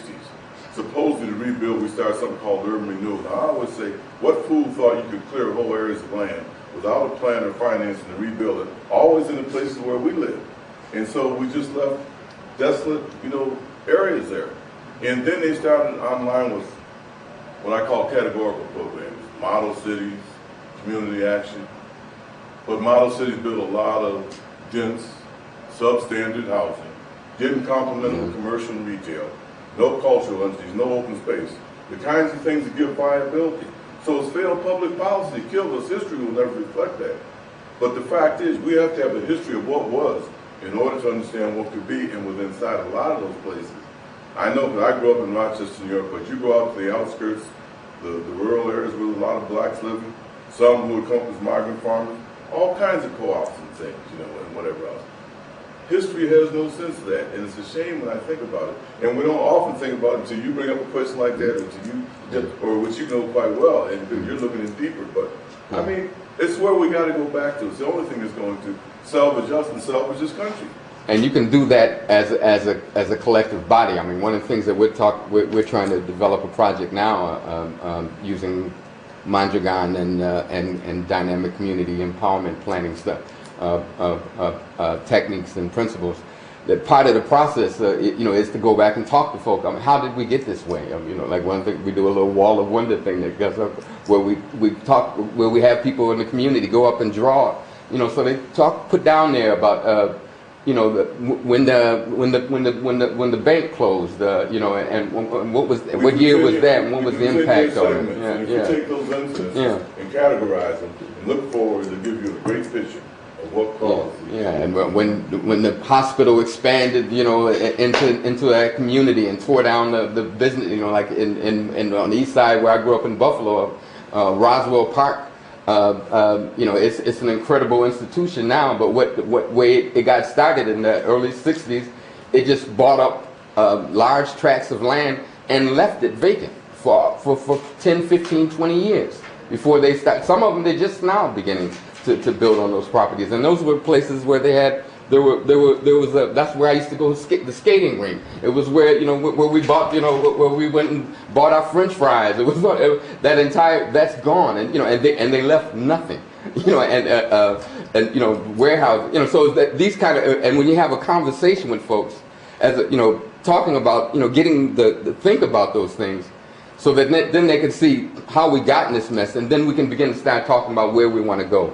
How do we want to rebuild Michigan Avenue? So once again, it's a place where there's business development and there's houses and there's space and green spaces and open spaces and public commons and walkways and all that. So how can we, what did we once have? What happened to it? Now how can we recreate it, and how can we create even something better? So I mean, we can have that process, and we can change that culture as a part of a transformative in a transformative process, and like whether it's Dudley Street or United Neighborhoods or Lawn in L.A. or other, that you can begin to set up processes where folks begin in that fight. They begin to reconstruct a new culture, and as they're building and creating a new economy. But there was a sense of community and tranquility too. We could sit on our porches and talk. The older women in my neighborhood taught all the boys to knit. For some reason, they saw something that would calm us down, and we used to knit and donate these things. I knitted all my sister's sweaters and things like that. I mean, you don't ever think about that, but they saw something, a way to maintain. Still trying to get that picture.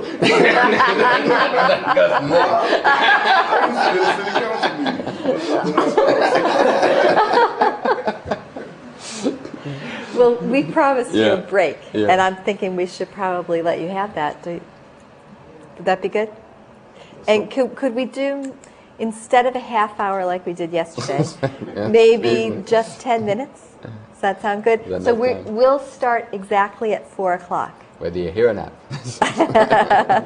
Great, thank you. Yeah,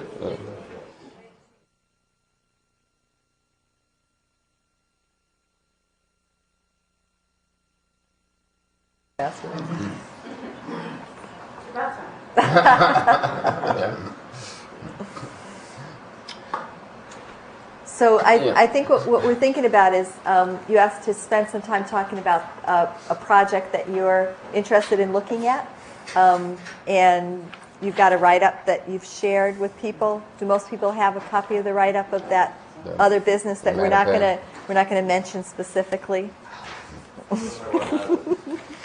Excuse me? I'm not sure if everyone has it.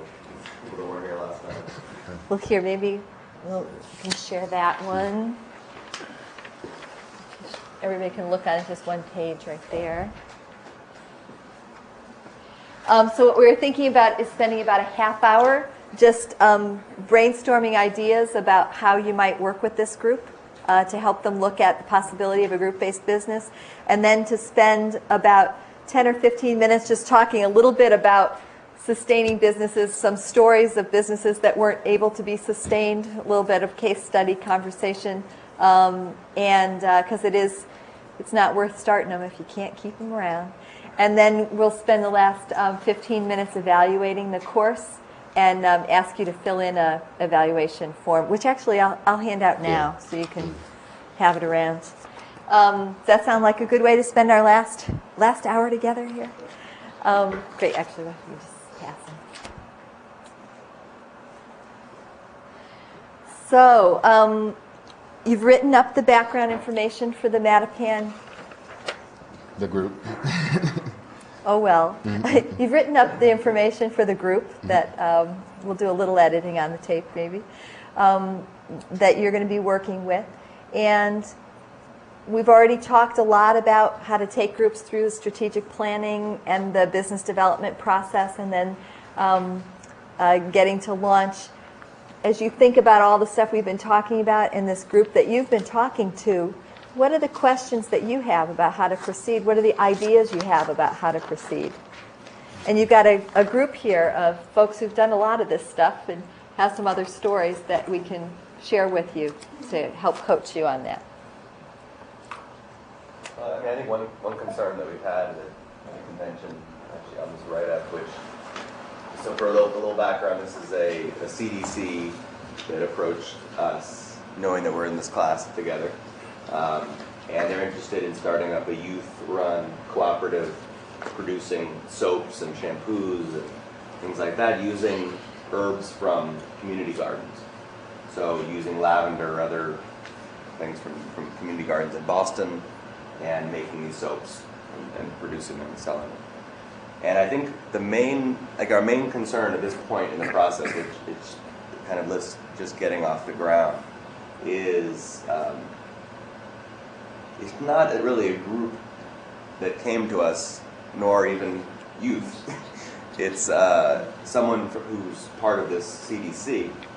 And I think we're concerned that if there's not a group of youth that are committed to the idea and going to put their time and work into it yet, that maybe that has to happen first, and that there's this we're kind of dealing with a rush to do a business plan when there's not even kind of a group that's bought into the concept. So I think one question then would be, do you flesh out an idea of what the business could be so that you can then recruit a group of youth?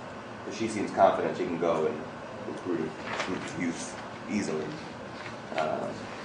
So I mean, I guess the one question I'd have for the experts would be then, I guess specifically with youth cooperatives, they need to start up with like a core group before can the concept be developed kind of by a sponsor like the CDC. Have you had an experience? Oh yeah. So I mean, I've been in that position several times, and my attitude is, if it's easy for you to produce it.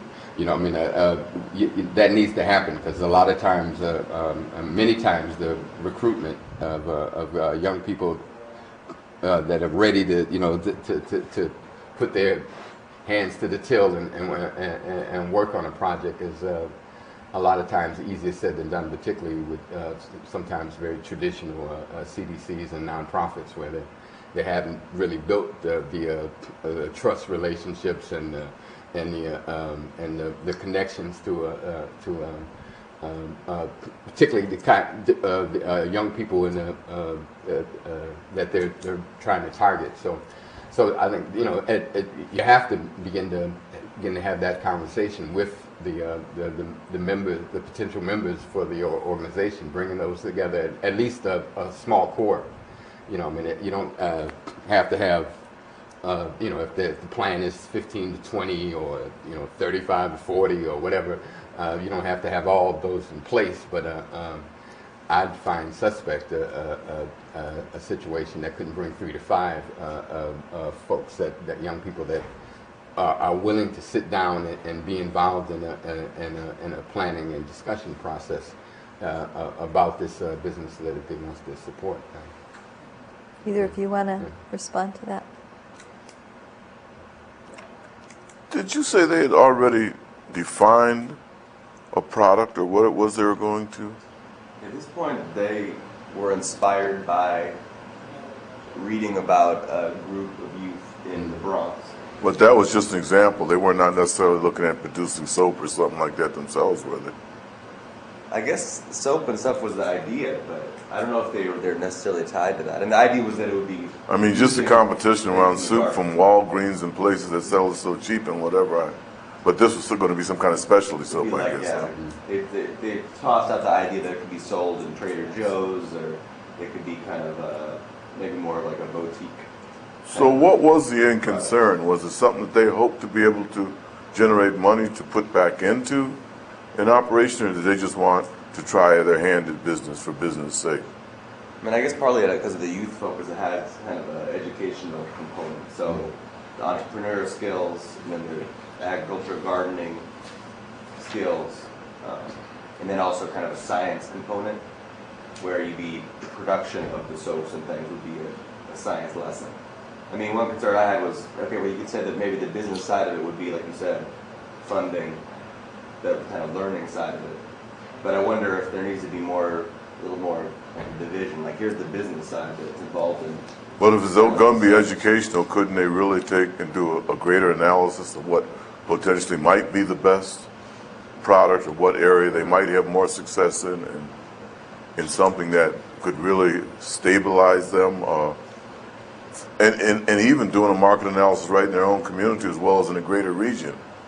Because I think even these groups that try to do urban gardens or whatever else, they got to have a distribution theory and everything else worked out in order to be successful, almost as a collective.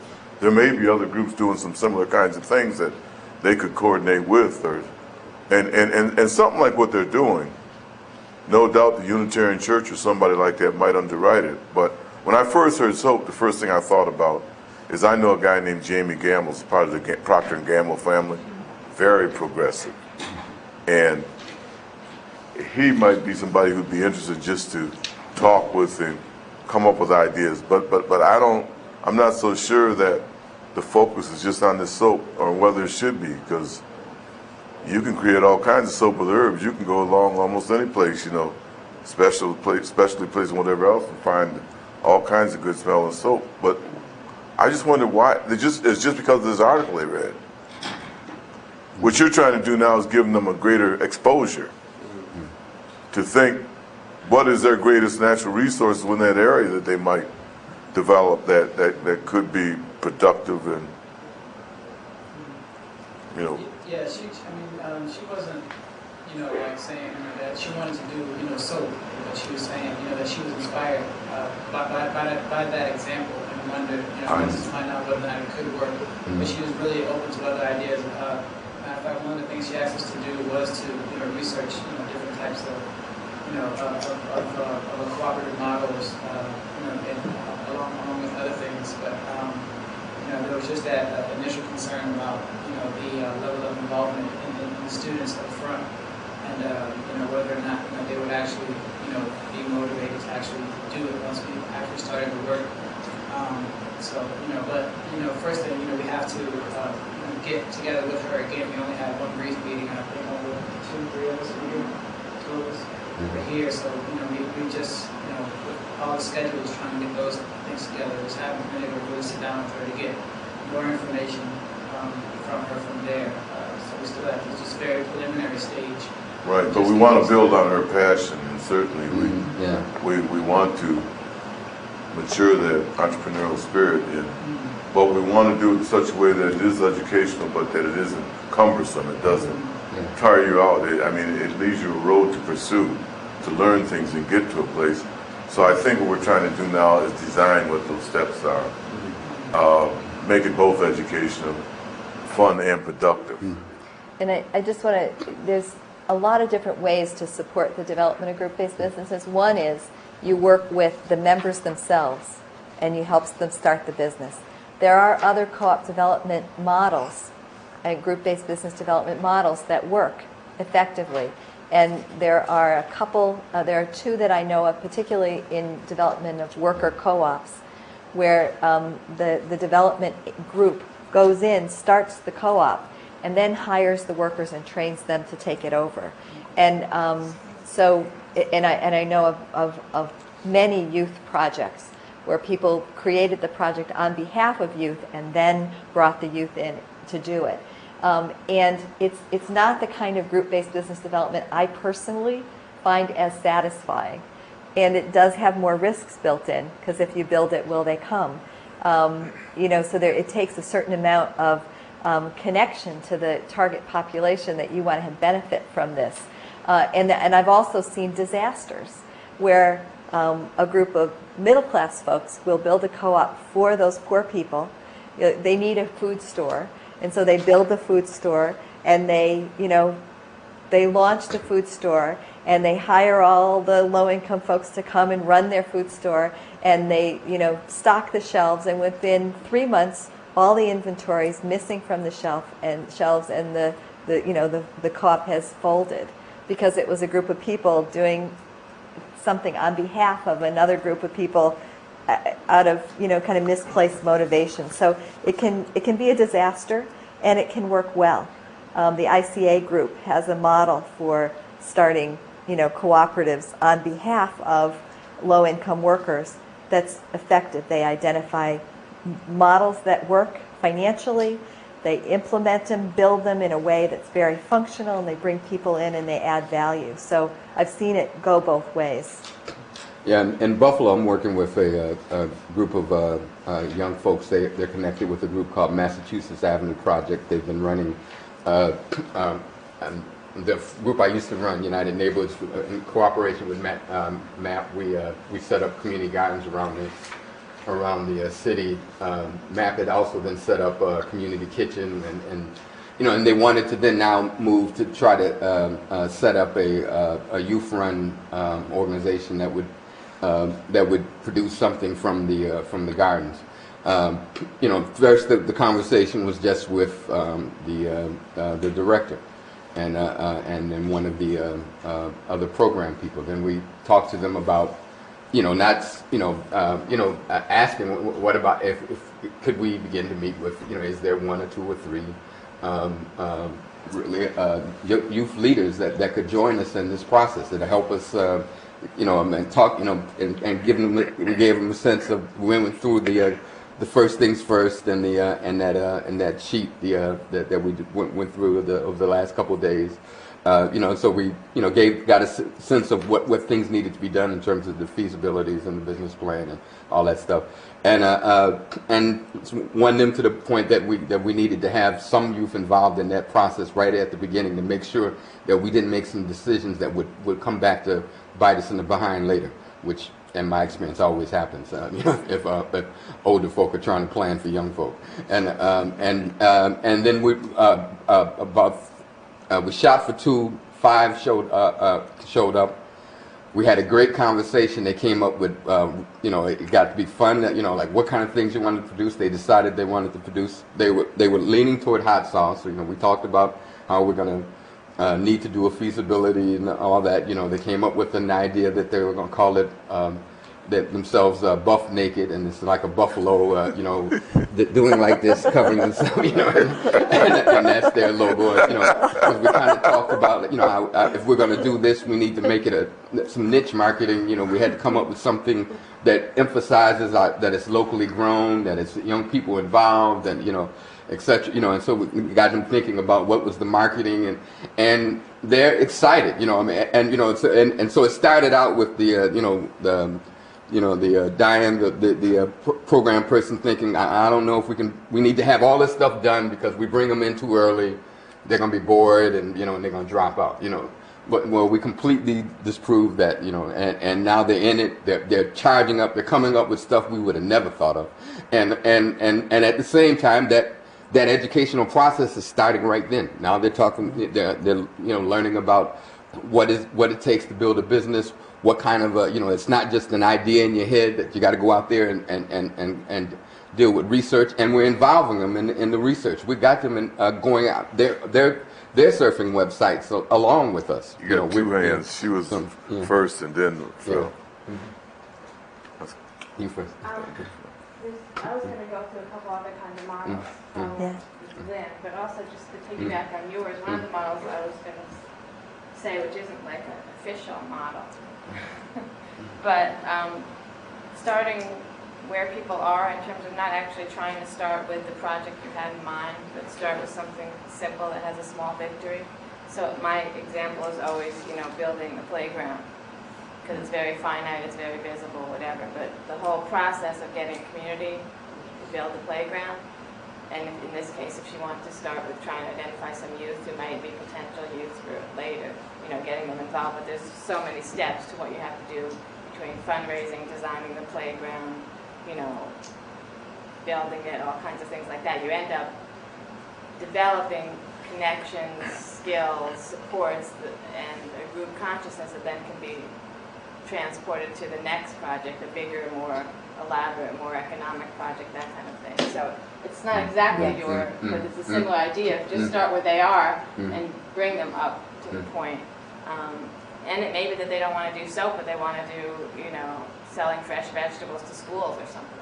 You know, but anyway, that's one of the models. Another model is actually the University of Pennsylvania's, I think it's their Community Urban Development Center or something. I can give you the reference probably when I get back to the office, or it's in one of my papers. But anyway, they actually partnered with the horticulture department of the University of Pennsylvania. And it's both a teaching and an economic development project. And what they do is the horticulture students teach nutrition and horticulture to high school students. Those high school students then go into the middle schools and teach the same thing they learned from the college students into the middle school. And the middle schools do the same thing in the elementary school. At the same time, they actually, it's a practicum, so they're actually also doing urban gardens in the schoolyards. So in the high schools, the high school students are actually growing stuff while they're learning this progress. Well, once they've grown the stuff, they also then start doing farmers markets, buying clubs, etc., in order to get rid of, do something with the produce. And they're doing that even at the elementary level. So in addition to doing this purely educational stuff, both for the college students and for everybody, they're also then getting the students involved in these entrepreneurial activities in terms of the farmers markets, the buying clubs, eventually a food co-op, as well as teaching them to teach their families about nutrition and horticulture, how to grow the food. So they have actually, I don't know what that is, a 5-prong program, which is totally educational plus eventually entrepreneurial. And I don't know exactly how they work it out. I don't know if they have what they do for the entrepreneurial projects, if those are totally separate from this institute at the university or what, but you could look that up because a lot of their stuff is on the web or there are people to talk to. And then the third model, I work very closely with MANA CDC in Washington, D.C., which is a CDC connected to a nonprofit housing group. And they actually do sponsor co-op development and community-based development, but the project I was really thinking of for this example is they work with an environmental group on a bicycle shop, which actually didn't start out to be a bicycle shop. It started out to try to teach local kids in the middle school how to fix bicycles, and then try to encourage them to use bicycles as an ecology thing. But what happened was, as they went into the schools teaching them how to fix bicycles, they realized they needed a place to really use their skills. So they now have opened a shop, which they're turning into a youth co-op, a bicycle repair shop, and a bicycle selling shop. So again, it's that connection between starting out, actually in these cases, they're starting out trying to educate, and then moving into the entrepreneurial side. Once they've developed certain skills, developed a rapport with the kids, that can.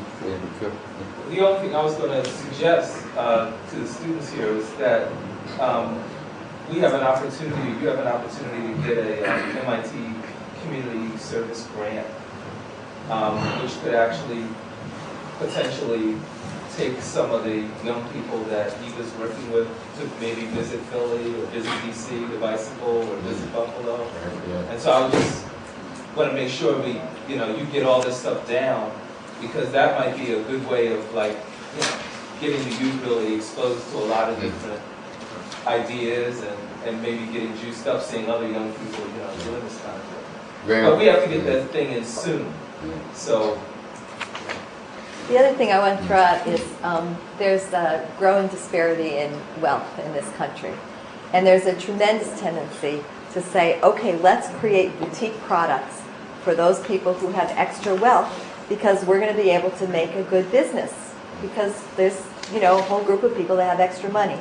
And so I have just a visceral resistance to it, and would encourage you to think about bikes.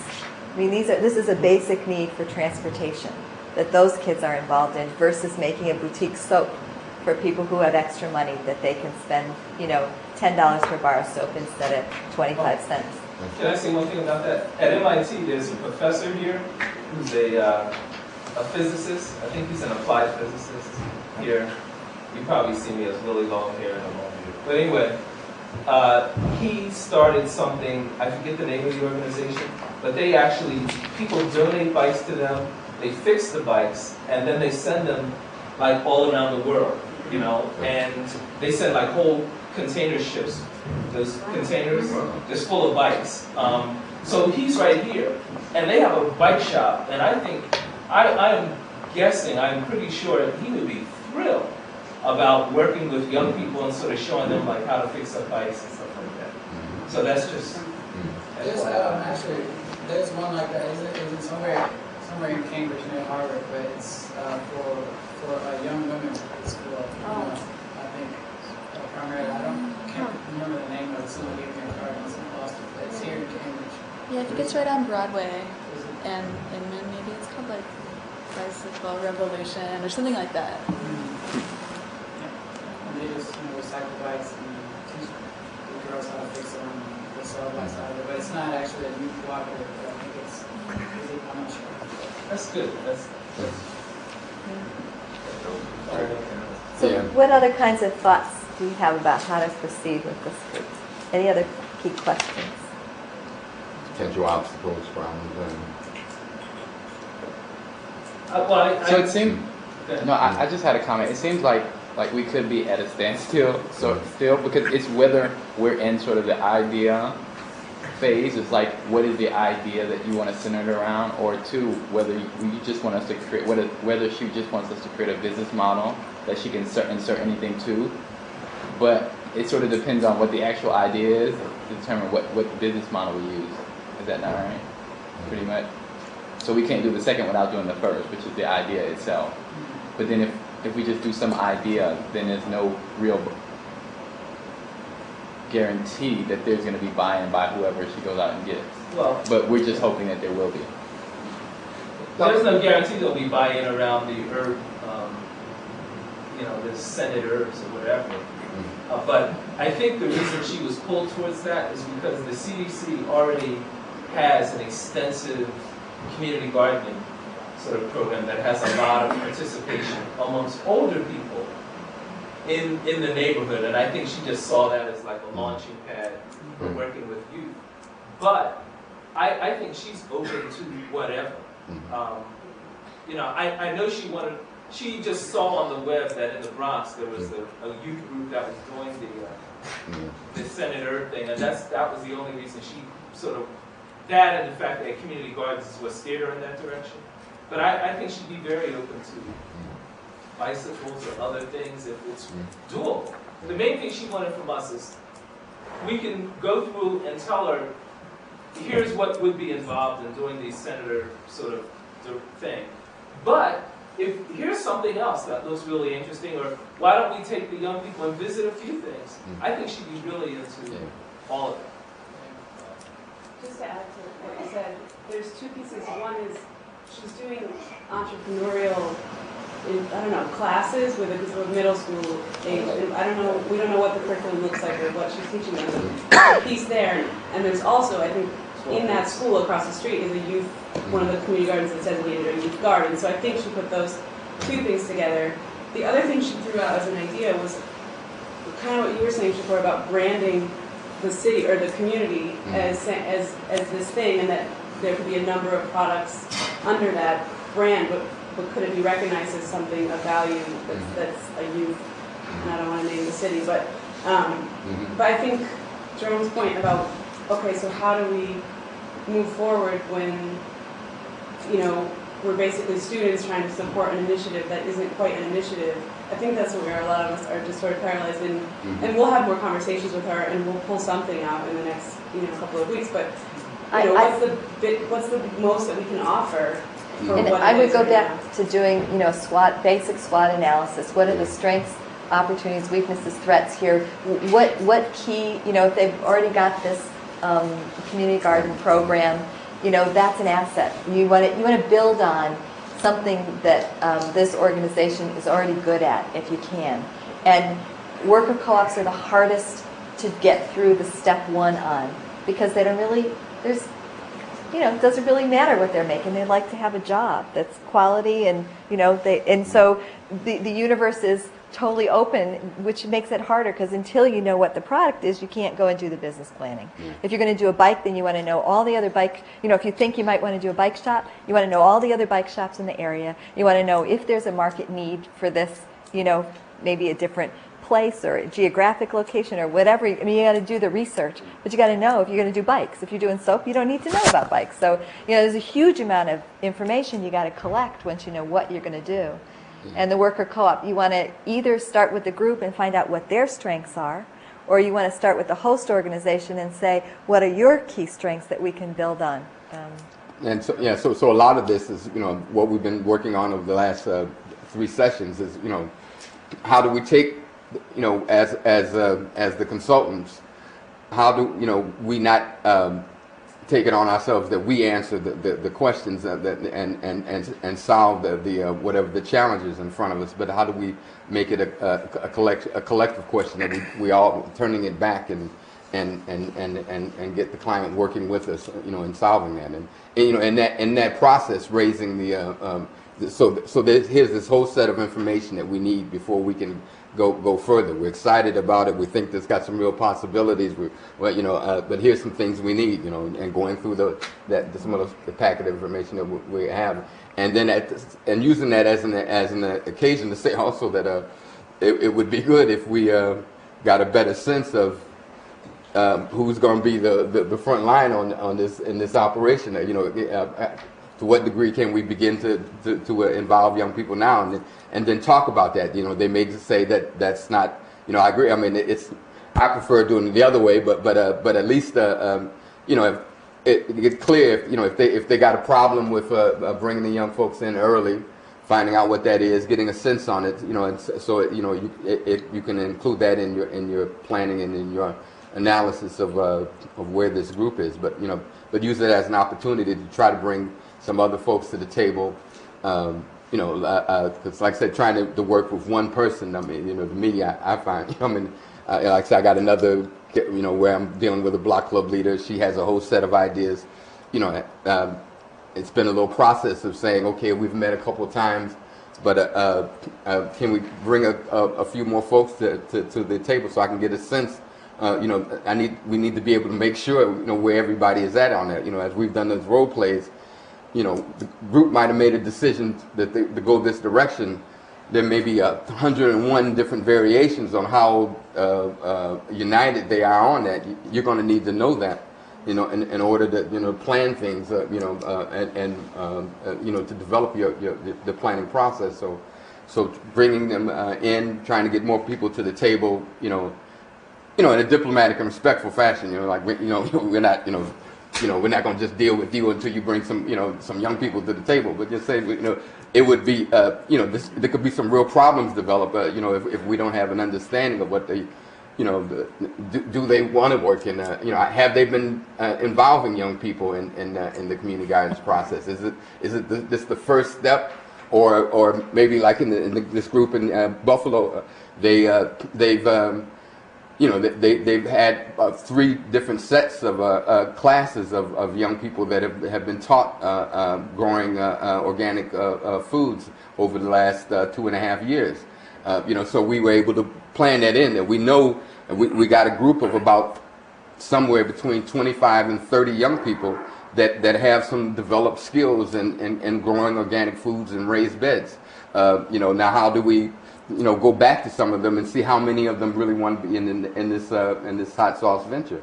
So I mean, there's just a lot of information that you need. You use it as to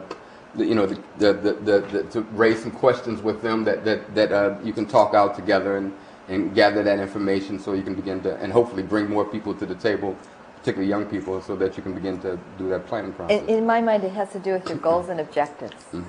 If they want young people to know how to start businesses, they have to be involved in the planning process. Mm-hmm. If they want young people to know how to work in a business and understand how the business is working, then there's other models where you can set it all up and just bring them in and teach them their part and hope they grow into an understanding of the bigger piece. So it's about what are the priorities here.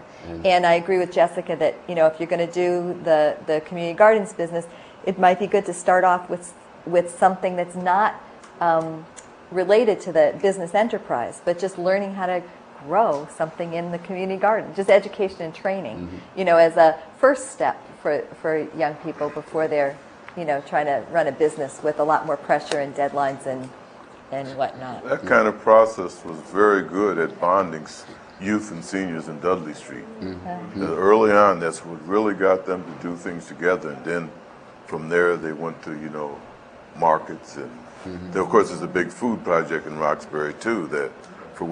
So you might talk to some of them, because the youth groups in Dudley really got started through that. Just being a complement piece.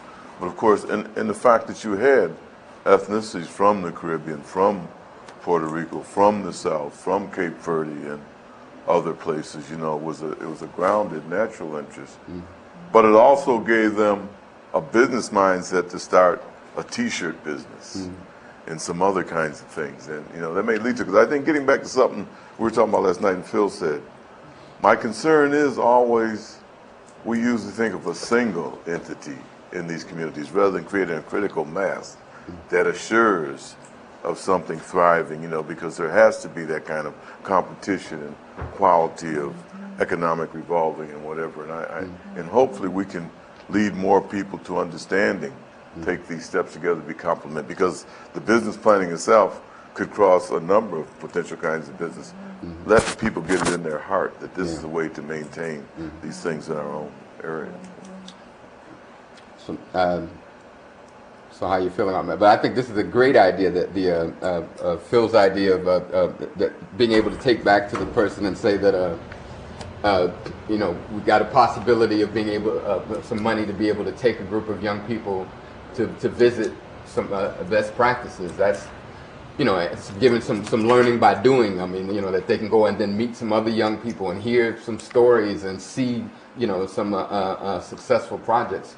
Fantastic, for getting people excited and juiced that right at early on. So that's a nice little nugget to bring back, to start the negotiations off, and say, so and this is how we because it also shows that you're looking at dynamic and creative ways of doing that. Because a lot of times, and rightfully so, that they're afraid that somebody may come in and bring in some very stilted education training process that will weaken their youth work. And so you want to be able to show that you're going to bring added value to it. You're not going to weaken what they're already doing. So, and that gives a good example of how it's going to be done. Yeah, I mean, it's a few minutes ago, so I don't know if it relates, but I feel like one scenario, kind of like what do we do now question, is we'll go back to them and share maybe some of these concerns and some ideas and share their trip to see best practices, and they'll say, that's great. And then she may say, well, we really, because of our strengths of our CDC and because of the strengths of the youth, we really like this idea of the soaps. Like, I really think that's the way to go. And what we want you guys to do is to do the business plan. And this gets, I think, more practical where I feel like I'm over my head, which is, okay, well, let's say they tell us, can you please do a business plan for us for scented soaps? And this is maybe not particular to group business. It's more about business in general, but I'm not sure I would know exactly what to do to identify whether the feasibility of scented soaps in Boston. And maybe you could talk us through, like, maybe that gets us too veered off path. But what if that's what they tell us? Like, do a business plan. Let's take that on. And we're running short on time, so this is going to be, instead of the full day that we could spend on that question, we're going to do the 5-minute version. So, in the question is, what would we need to know to be reasonably assured that a scented soap business could be successful? And we need to know about the raw materials coming in, what it takes to process, and then selling those out. So what do we need to know about raw materials coming in? What key questions would you have? Who's going to supply it? Cost. The cost of producing it, transporting it, processing it. Yep. Capacity, distribution. Yeah, what are the ingredients? Where are you going to get them from? How much will it cost to get them there? Any biohazards? Yeah, what are the issues about dealing with lye? Is there lye you're going to use to? I don't know about soap. So anyway, that's a little dated. It is. Sorry about that. And then all I know is that if you make biodiesel the wrong way, you end up with soap. So I've learned that. But anyway, so if you collaborate with you can have our bad matches. All right. And then processing. What would you need to know about processing? Where? A location. Different types of city codes for containment or any of those types of things, and just like a practical thing, like all these little specialty soaps and everything. When I purchase them, my main concern is, does this last as long as the Zest bar? I'm a little bit more on it because I want to support you, but does it actually last as long? That's because, clean, I'm going to get clean, but does it last as long, or does it just dry up in a week? And these herbs are being grown in community gardens. Yeah. There's only one short harvest a year in the Let's get into the market. They think about greenhouses if they want to do it more than one time a year. That's true. The greenhouses. Yeah. Yep. So they had to stock up enough raw materials in the summer so that they have They enough. did say that they had thought about that. Yeah, there's Boston Community Garden. I thought it was soap. But capital cost is another. I thought it was we all want to hear. You ever had one of those big palm oil, the gold bar? Yeah. So they last forever. Yeah. I used to wash plates with it, wash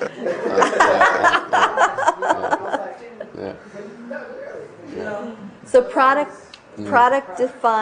defining the product, product quality, all of those things are really important. To do the Something research. doesn't melt with one washing. And Gus was raising the issue is, if you're using fresh herbs, there's a seasonality to it. If you're using dried herbs, how are you going to be drying and storing them? It's another whole set of questions. And then staffing.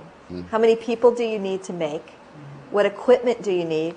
What's your packaging going to be like? All of those questions will really determine what kind of price you're going to. The package is going to determine probably, and some product quality, how much you're going to be able to charge. And then Is there anything else on operations that we need to think about? Well, I think you pretty much hit it. Yeah. And then you want to get the product out of your manufacturing facility. What do you need to know in order to know you're going to be able to sell it? Who's going to sell it for? I mean, where is it going to be on sale? It will. I'd start with, is there a market? You know, who are you going to sell it to? What other choices do those consumers have? Where do they get that product now? How much do they pay? So research on what you're up against, and then a sense of what you're going to charge for it. Break-even yields. Yeah. there is a website at the University of Wisconsin Extension, what is that? The Cooperative Extension. Extension. Yeah. On their website, they do have very user-friendly downloads about how do you do a business plan, you know, which I think are really good for working through a group like this, you know, because it kind of like walks you through the step-by-step kind of thing. The handout that we gave you for on the second day, which had to do with was the market planning book, I would do that book. It walks through all of these issues, because if you don't have a market for it, you know, don't bother. So I would probably do that first with whatever they pick, and get that workbook is written in a way that you can get people to help kind of gather that data about, you know, what you're going to sell and whether there's a That's the other place to thing. do it. For some of that gathering of data, if the youth can do it, it's a great project. I mean, that might be our advice as we come to them and say, the planning of the business is this first project. And we more can plan out how they could design a course around it, or how there can be, and the process of maybe doing all this research could have some easy wins or some first step things to get to also, on the way. I think even just making a distinction between a feasibility study and a business plan would be a really good thing to do with them, and kind of let's do the feasibility piece, you know, and then let's do the business plan, and then the way you were discussing it, like let's get the youth involved at every stage, because I don't think she's thought about a feasibility plan, you know, study. And then that gets to fleshing it out, because a lot of times, like, you know, I got a person like she read something. She's been running this organization. She's trying to figure out how to get more young people involved. You know, the folk on the corners. She wanted to figure out how to provide them. You know, instead of just getting them arrested, how to come up with some jobs. But so she had an idea. Hard to get them arrested. Oh yeah, that was a good part. Yes, and then so she had an initial idea. As we did the started a feasibility discussion, it became clear that idea, didn't have much legs to it. There wasn't any real possibility of making any money, and anybody being able to really make any going concern on it.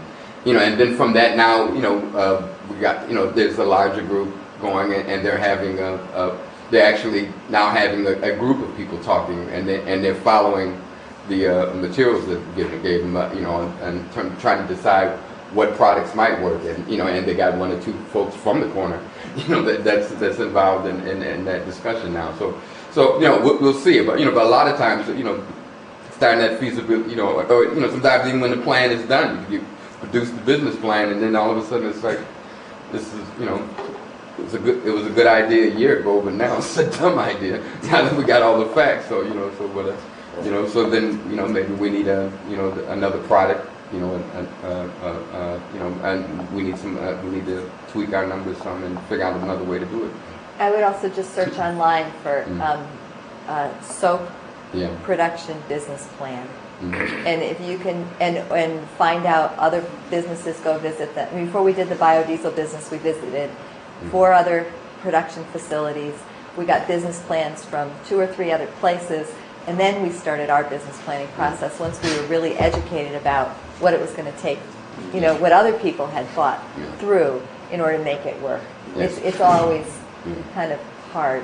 The SBA also has certain guidelines, benchmarks for different kinds of businesses. So the more data you can get about how other businesses are already doing it, the better. So maybe going back to that group in the Bronx, as a part of the trip and some other things, they may have some add some data that they can that they might be willing to share, but at least they may give a better sense of the complexities and so that they had to go through in order to get to where they are, to be a best practice as they are now. They could also tell her, say, it's just a fantastic thing. They're so engaged. We're educating people. It's just fantastic, and we only have to raise $150,000 a year to support it. And that might just go. So anyway, finding out what other people are successful models. If you can start with successful models, that's always great. Yeah. The other thing with the research phase is sometimes the process is actually more important than the end product, especially with youth. So it's very possible that just the fact that you get them going through all this, looking at different places, doing feasibility studies, trying to write a business plan, they'll end up in a totally different place, which is not necessarily a failure.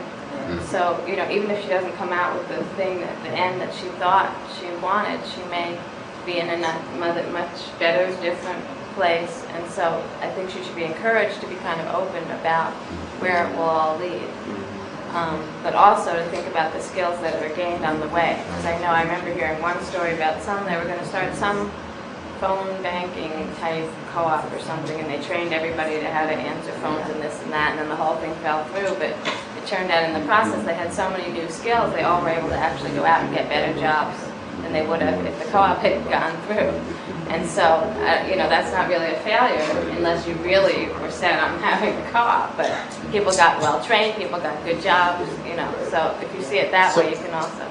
So actually, with something you just said made me think that rather than us, one sort of product that we could have is sort of a business plan. That we how do we do that, and we'll do it, and then. But then, one of the values that we said was important that people go through the business planning process. So maybe another product that we can have, or rather than the business plan, is sort of do the business plan ourselves, and then have it sort of structured as a process. So then she could take, the young people through it without having to do all the extra stuff that we've already done, except if they want to go out and get people's information in the neighborhood and stuff like that. But they will have all the basic information so that they can go through the process. So it won't be so. It won't be so strenuous on them. So that could be another product. We can create sort of a process that's already sort of, done already as a product for this, And to me, that one of the key elements of the feasibility study is the financials, looking ahead 3 to 5 years to say, can this business make some money? Is it going to sustain? So you need someone that can put together the profit and loss statement and hook that into the balance sheet and a cash flow statement so that they can see whether or not it's going to be profitable. And the best ones are set up in a spreadsheet so you can say, okay, we've got this many staff people, or we've got this many bars of soap coming out, or this many, so you can change the variables and see how it runs, how the business runs over 3 to 5 years. And I don't know if you have those skills in your group, but I think you want to find them, so you can do that analysis. And with that, yes, I think our time has come to an end, and we would really love to hear from you. What if you were to go out right now and start working with a group-based business? What things have you learned in the last 12 hours that are helpful to you, and what else do you need to know in order to feel like you would be ready to do that? Yeah, lights would be good. Yeah. Do we know where they are? Oh, yeah. Okay. And we could turn this off also if we knew how. Okay. Doesn't matter so much. Yeah. So our question is, what are 1 or 2 of the things that you've learned that you think will be useful to you in helping to start group-based businesses? And what else would you need to know in order to feel like you might be ready to do something like that? Can I just ask that you email the slide? Yes. The PowerPoint. Absolutely. Yeah. Yep. We'll get it to Kiara and Phil, and then they can get it out. I'll make sure it's up on Stellar, and anyone who's not in the class foundation. Yeah. There's another one we'll send you to them, and we're then gonna have a chance to give.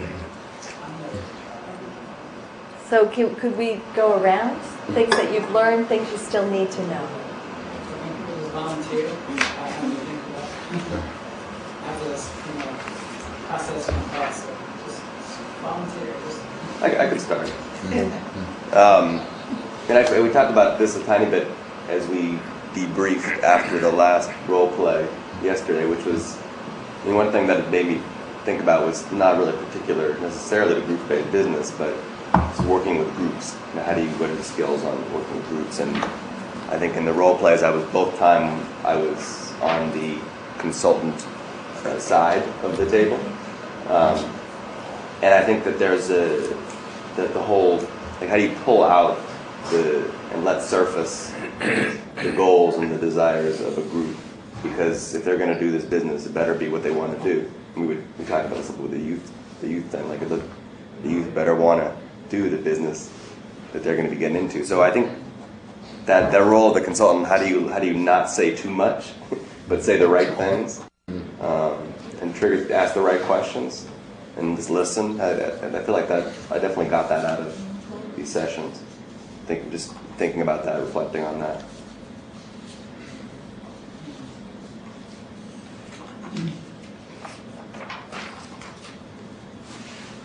And I would say, for me, like what I take from the training is mostly just the whole process of thinking through the process. This development plan is like most useful, for me, and just laying out these various steps, regardless of how you actually follow them or work them out in a real world setting, but just to separate them out. Because I had a major question about like where does the board come in? Do you do the board before or after? Incorporate, or I was just really having questions about that. So just just putting that whole process in order and seeing just how just lays out and is played out. And just for clarity, the order that's there isn't. It's not in order. It's like it's one order, but sometimes they incorporate before the business plan, sometimes after the business plan. It's like it's one way, but there are a lot of pieces that every time you're working with a group, they do it a different way. But I'm glad you found that useful. No, similarly, like I thought that was pretty useful. Just having everything. I mean, for the 4.5 hours I was here. Maybe less. Just having everything. We enjoyed every minute. Just seeing like the pieces of it and like pieces of the process. Like even if you decide to weave them another way, that was helpful because that was something that like I was concerned about knowing how to do.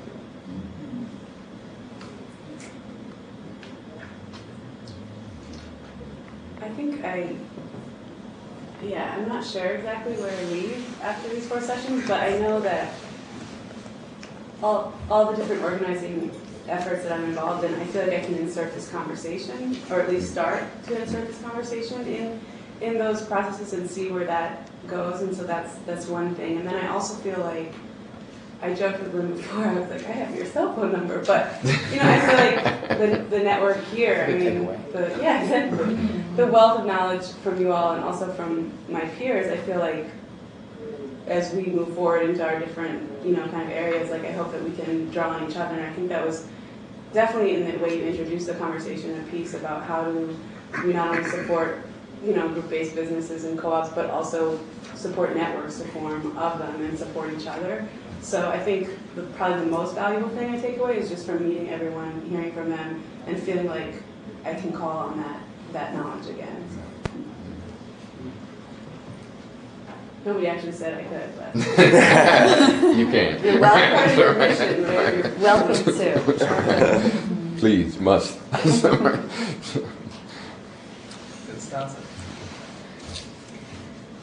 I was thinking if it's possible to apply this kind of organizations in my country. That is my problem. the labor associations, associative in my country is lower than here in the United States, and the word level is very lower too, and that is the problem. Maybe we should do some other things before thinking in co-ops and organizations like that. But you have some in Chile. Yeah, but some. Not a lot. It's like an exception or the best examples. There are many models in Africa and India and other parts of Latin America. Parts of Latin America, South America that where people in total poverty are looking at ways to build assets. And our examples from this country don't start all the way with that level of poverty, but they do exist, and I could help you find some of that literature if you were interested. Well, yeah, but I have a problem with it's like a social struggle, and then you have mass media consumption. It's like a spirit that you must to struggle with. I was just going to mention that right here in this department, you have a number of people who have done a fair amount of work on co-ops in India. There's a PhD student sitting right over there who's writing a dissertation on Romania. She's from Romania, on the transition from the old style co-ops to new kinds of co-ops.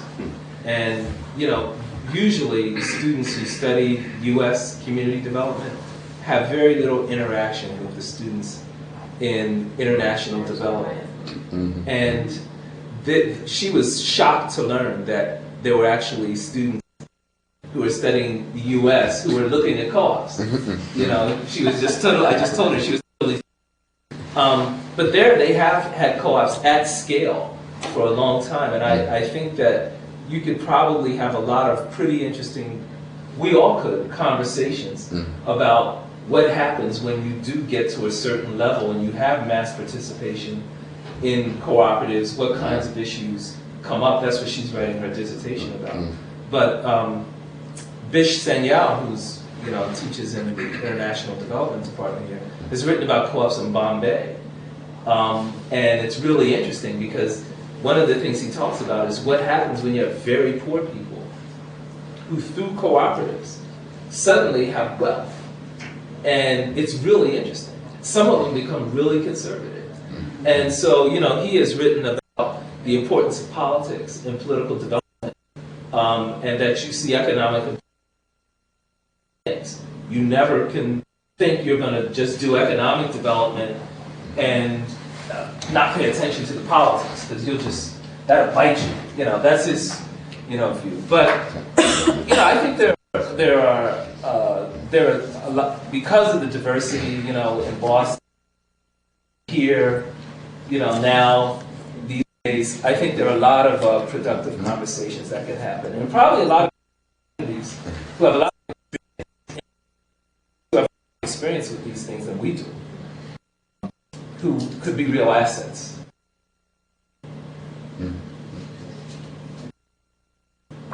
Anyone else?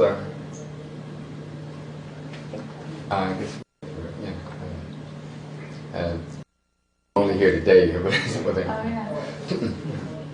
I just thought it was a way to think of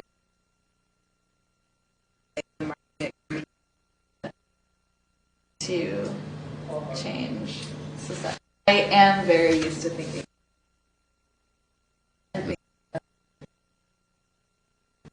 Just sort of like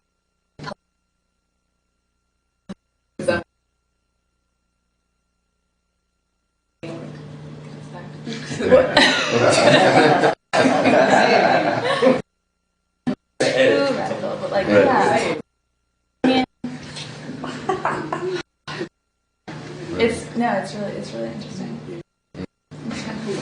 I think it's something that we often lose respect because there's so much integration in our communities. Every don't have a process through language simultaneously. Yeah. Everybody feels like they're at a common table. Benefit Dudley Street so much. Day one, they want a translation of applications went out on the, because immigrants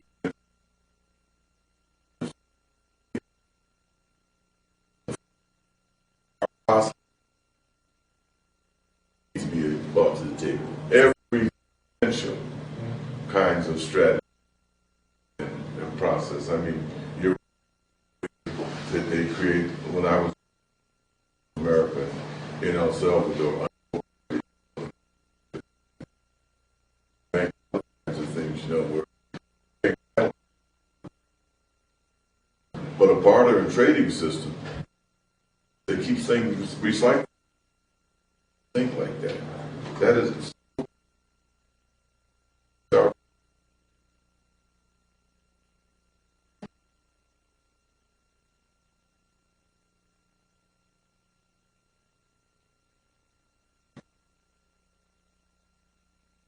it's really hard to work. A lot easier to work with immigrants.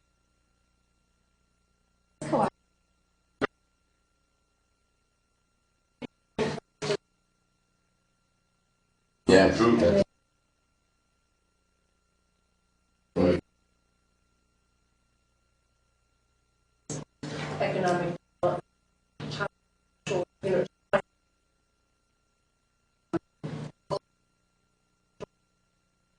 communities.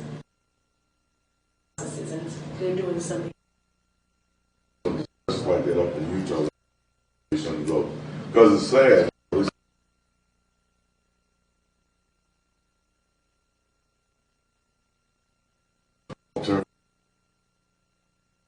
Interesting,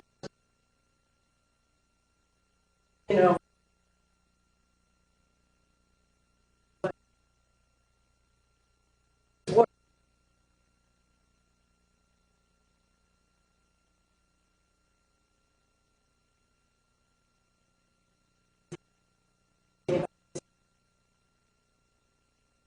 Culture there.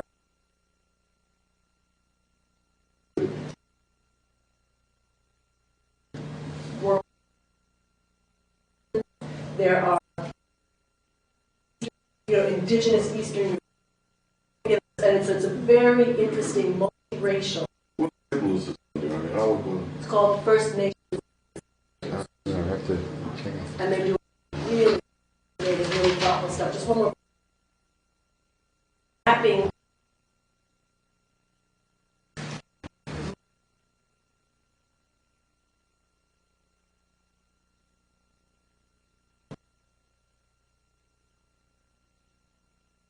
All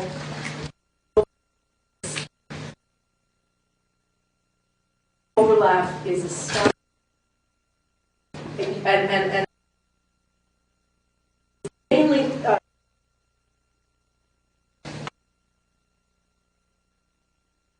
these resources in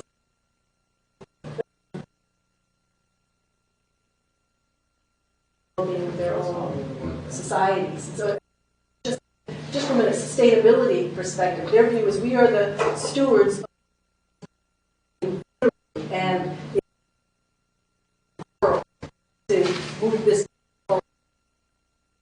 world.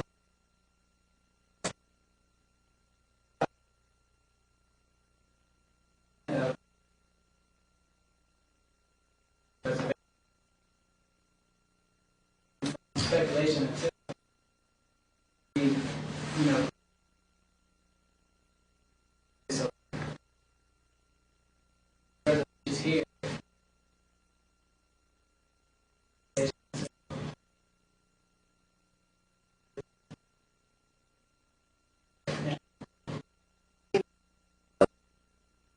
Moving quick here, and I just want to build on one mentioned earlier, is that I would never do a group-based development project by myself. I only have certain set skills. There's a couple things I'm really good at, a couple things I know a little bit about, and a couple things I don't know anything about at all. And so as you go forward, please do, you know, if you get to work with a group,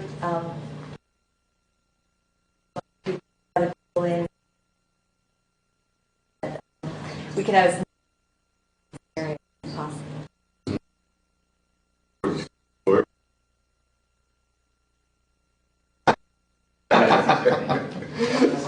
Well, thank you. Yeah, Not thanks a into lot. this, we Yeah. got a lot out of it. It really, I think,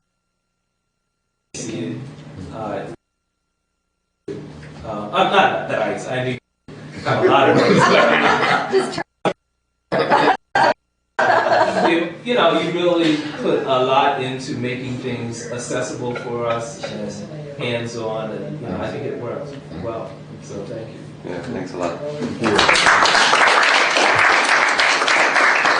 We'd really like to get these filled in. Can I mean, right? So, The evaluation. the evaluations, yeah, sure. Thank you all so much. Yes. And again, let's stay together. We'll be all